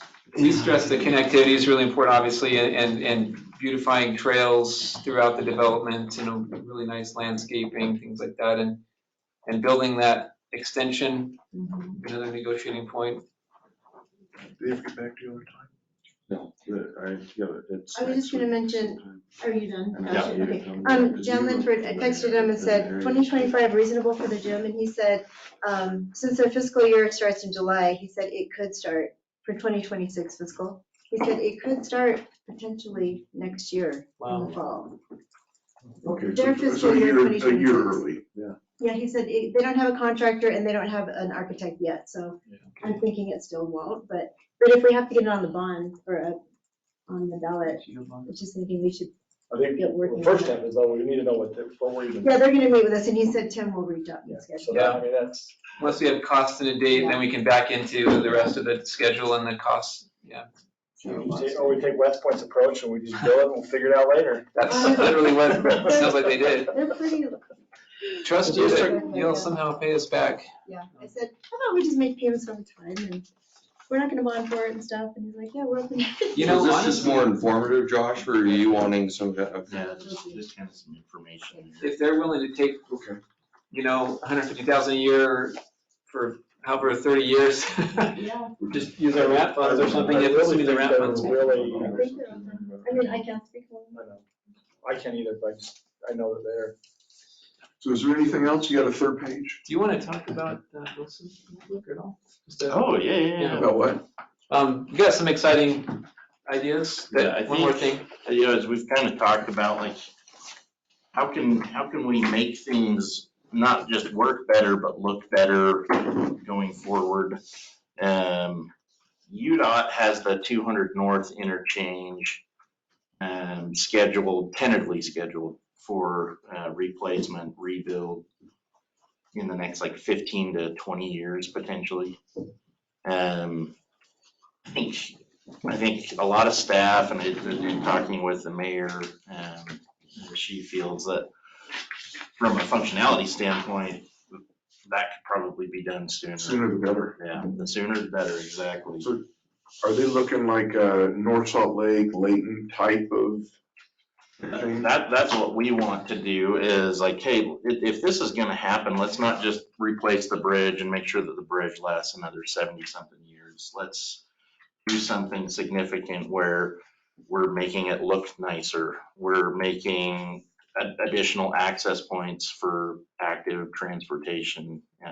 One of the ideas that we've had is, what if there was a way for, at the very least, pedestrians and cyclists to get underneath the freeway without having to go up to 200 North, like hop right onto Old Mill from the east side of town, head down to the rail trail. Or what if we're kind of moving some of the on-off ramps and readjusting the alignment of things to where 400 West and 600 West aren't such a nightmare for traffic. Kind of consolidating the number of signals there. There's a couple of places along the Wasatch Front where it's kind of outside the box, and if you could start from scratch and just have a clean sheet of paper, you might design things a little different. 123rd South, they've had to like move things around a little bit, get tricky to make the flow move a little bit better, but still keep access for homes and businesses, things like that. Through Heights down by the old batting cages there at Cherry Hill, Lloyd Road, coming into 89, trying to just think outside the box a little bit. So what we've done is the consultant that came to the spring budget meeting on some of the public works projects, his name is Russell. Randy, sorry. Randy His kind of bread and butter is he's kind of considered this guru on working with UDOT and trying to leverage relationships to chase funds. And talk to Randy about like, hey, what if the city partnered with UDOT in chasing grants and in doing some advanced traffic studies to try and make that project happen sooner? And us bringing some grant money to the table, make it look nicer than just rebuild what is already there. So, yeah, we think that's something that we could get started here this fall and winter. And if it's something that they could do before the Olympics, that would be amazing. That'd be great. Is have that done. I think the data that could be collected as part of that process could support and give UDOT justification. My goodness, yeah, let's move it along. We've got a good partner in Kaysville. They're interested in working with us, and they've provided us with hard data that shows this isn't a 15 to 20 year out project. So I like the fact that you mentioned the Olympics, because if that hotel can work out, like, that will very much be needed for the Olympics. Absolutely, and I think for sure, that's a good angle, for sure. So yeah, just trying to look way down the road and get way in front of the alternative of UDOT saying, hey, in a couple of years, we're gonna be redoing the interchange. Do you have any utilities that you need to move or get out of the way? But instead, like, hey, let's totally rework how this thing looks, how it functions, and let's make it better for Kaysville. UDOT obviously wants to move cars on and off. We want to move people and cars around and through, so. It's gonna be a generational type of improvement for Kaysville. For sure. Huge, and one of the most, obviously, it's the gateway into the city, so really exciting potential. You know, I on and off at Layton all the time on Hillfield Road. And I hated the U-turn and going, but it's really worked out quite well, you know, at traffic. Oh, on the west side of the highway? Both sides, you know. Oh, yeah, they've got those funny. Which are they're funny, I hate that. but it's Whatever it might be. And no, that's part of the, that's part of what they do is they discourage some people from using it, so they go use other ways. I will avoid it if I can at all costs. And yeah, you're doing exactly what you want you to do. Proves a lot of work. Yeah, like if you're going to a place there, you're gonna have to use it, but if you're going from A to B and that's in the middle, yeah, a lot of people are like, well, I'm going somewhere else, and you're just like, that's fantastic. So is it appropriate to ask, has there been any decision by UDOT on the 400 West? Is this an appropriate place to ask that question? No, I think we're trying to set up a meeting for them to come and So still nothing. kind of a Q&A. So I just pulled up this email to kind of see where the last communication was. They said they could maybe meet on October 31st. I told them it probably later in the day would be better because I know all your schedule is like 4 o'clock. I don't. Halloween? Oh, it is Halloween. What are they thinking? I didn't even think about that. All right. We're trick or treating. You're busy. Hello. I don't have Unless you kids, have I'm fun. okay. My wife would murder. Well, okay, we'll keep on looking at dates, but they're. Yeah. I think we'd just be looking at getting 2 council members maybe. When's the trunk or treat? Monday. 28th. Monday night, 6 to 8. Yeah, I think so. There is a town hall scheduled with Ariel and all the state legislators on the 29th here at City Hall. Isn't it? What's that? That's the same date as that's where You know, that's the same, it is the same date as the freedom. Yeah. I don't know about this. I put it on the calendar. So I will, I'll text you guys or email you. Just in case you- Nobody's told me this. Or maybe the other. What, the Wall Just Street hold it Regional on. Council thing? What is it? Actually, the other's on the same night as the. Hey, by the way, did I tell you we're gonna have a go-to meeting? I'm pretty sure someone just, someone sent me Could another. you flyer on could it. we have a chat about communication around here? Nobody's told me anything, so please tell me what's going on. The trunk or treat's the 28th. No, I'm not talking about the. 29th. We're talking about the town hall. We're not holding it, it's not ours. It's the house. Oh, thank Yes. goodness. It's not a city, Yeah, it's not a city. It's not a Okay. city town hall. So it's not something I have to notice. The mayor Okay, just- never mind. The mayor just reserved the room We're, for. I'm just gonna babysitter. But you still have to go. Yes. Hope not. Oh, you're right, it is on the I'm pretty 20th, sure it it's is 28th. 28th, it is Monday. And what time is the town hall meeting? The town hall's from 6 to 8 No, on the the. 29th, and it's here Okay. For the state. State. state legislators, not the city. I I mean, they can show up. It's not a city. But I need to know when to leave the building so I don't get caught by. Oh, yes. We got you at 5:30. Just in case the show up. Right? All right, do we need a motion to adjourn? Yes. Okay, would someone like to make a motion? I'll make a motion that we adjourn. Okay, a second? Okay, all in favor? Aye, Thank you, everyone. thanks. Can I bring up that one item that takes 2 seconds and see, if now that